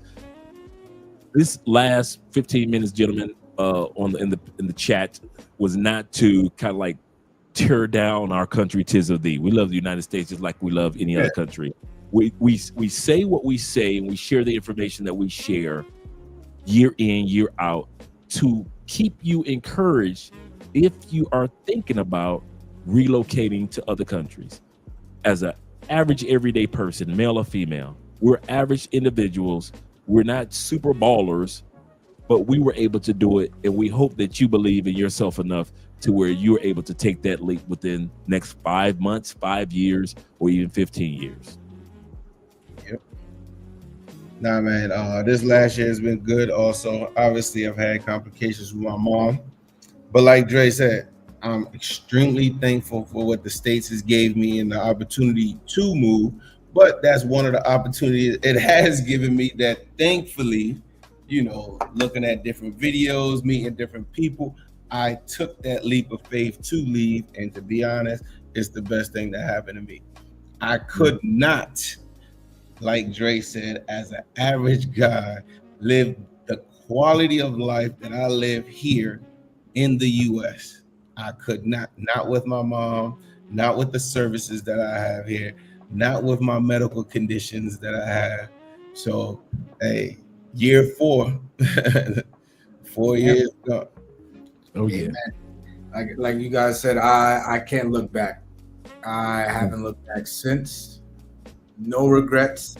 Lessons learned. You know, lessons and blessings have come, but I have no regrets. And the people I've met along the way, you know, whether it be you guys or other expats, man, it's just been a blessing. And for those of you guys watching at home who are thinking about doing a move for next year, you have 3 people here on all aspects of life. You have Jorge, who lives in Dominican Republic with his mom. You have Dre, who's married in Colombia. You have me, myself, the youngest out of them all, in Brazil. And there's just no excuse besides, you know, just getting over your fear, getting over that hump, and doing what you feel is going to be best for you. Look how cut that man is. Some people got time to go to the gym. Look at that man chop up his arm in the gym every day. I'll call that shimmering in the light. Yeah, shows muscles off. That man got muscles. And they want you to move back to New York to do what? You know what I'm saying? Eat them heroes and be fat and miserable. That's what that is. That's exactly what that is. Yeah. Go ahead, eating slices of pizza every other day. Stress the hell out. Pizza like $5 a slice now. No. Yeah. It's like five. Gracious. Let me tell you, my daughter loves burritos. It will cost maybe about $15 per burrito to feed my daughter when I was Okay. Especially if you go to Chipotle's or something, it's super high. Imagine a regular burrito in Colombia or here in DR. That joint costs you like $3. That's what it. that's That's what I'm delivered. trying to get her to come out, Yep. out here next Delivered year. too rapid. Man, nah, good. I get Hey, her gentlemen. real South American food. Hey, it was nice seeing y'all. You already know. Hey, Dre, be safe out there. Take care. Oh Chop. yeah, man. Same thing. You as well. Happy holiday, brothers. Happy holiday to all of you too. Yes, sir. Merry You Christmas. too. Feliz Navidad. Feliz Natal. All right, y'all. All right, gentlemen. Yeah. Peace.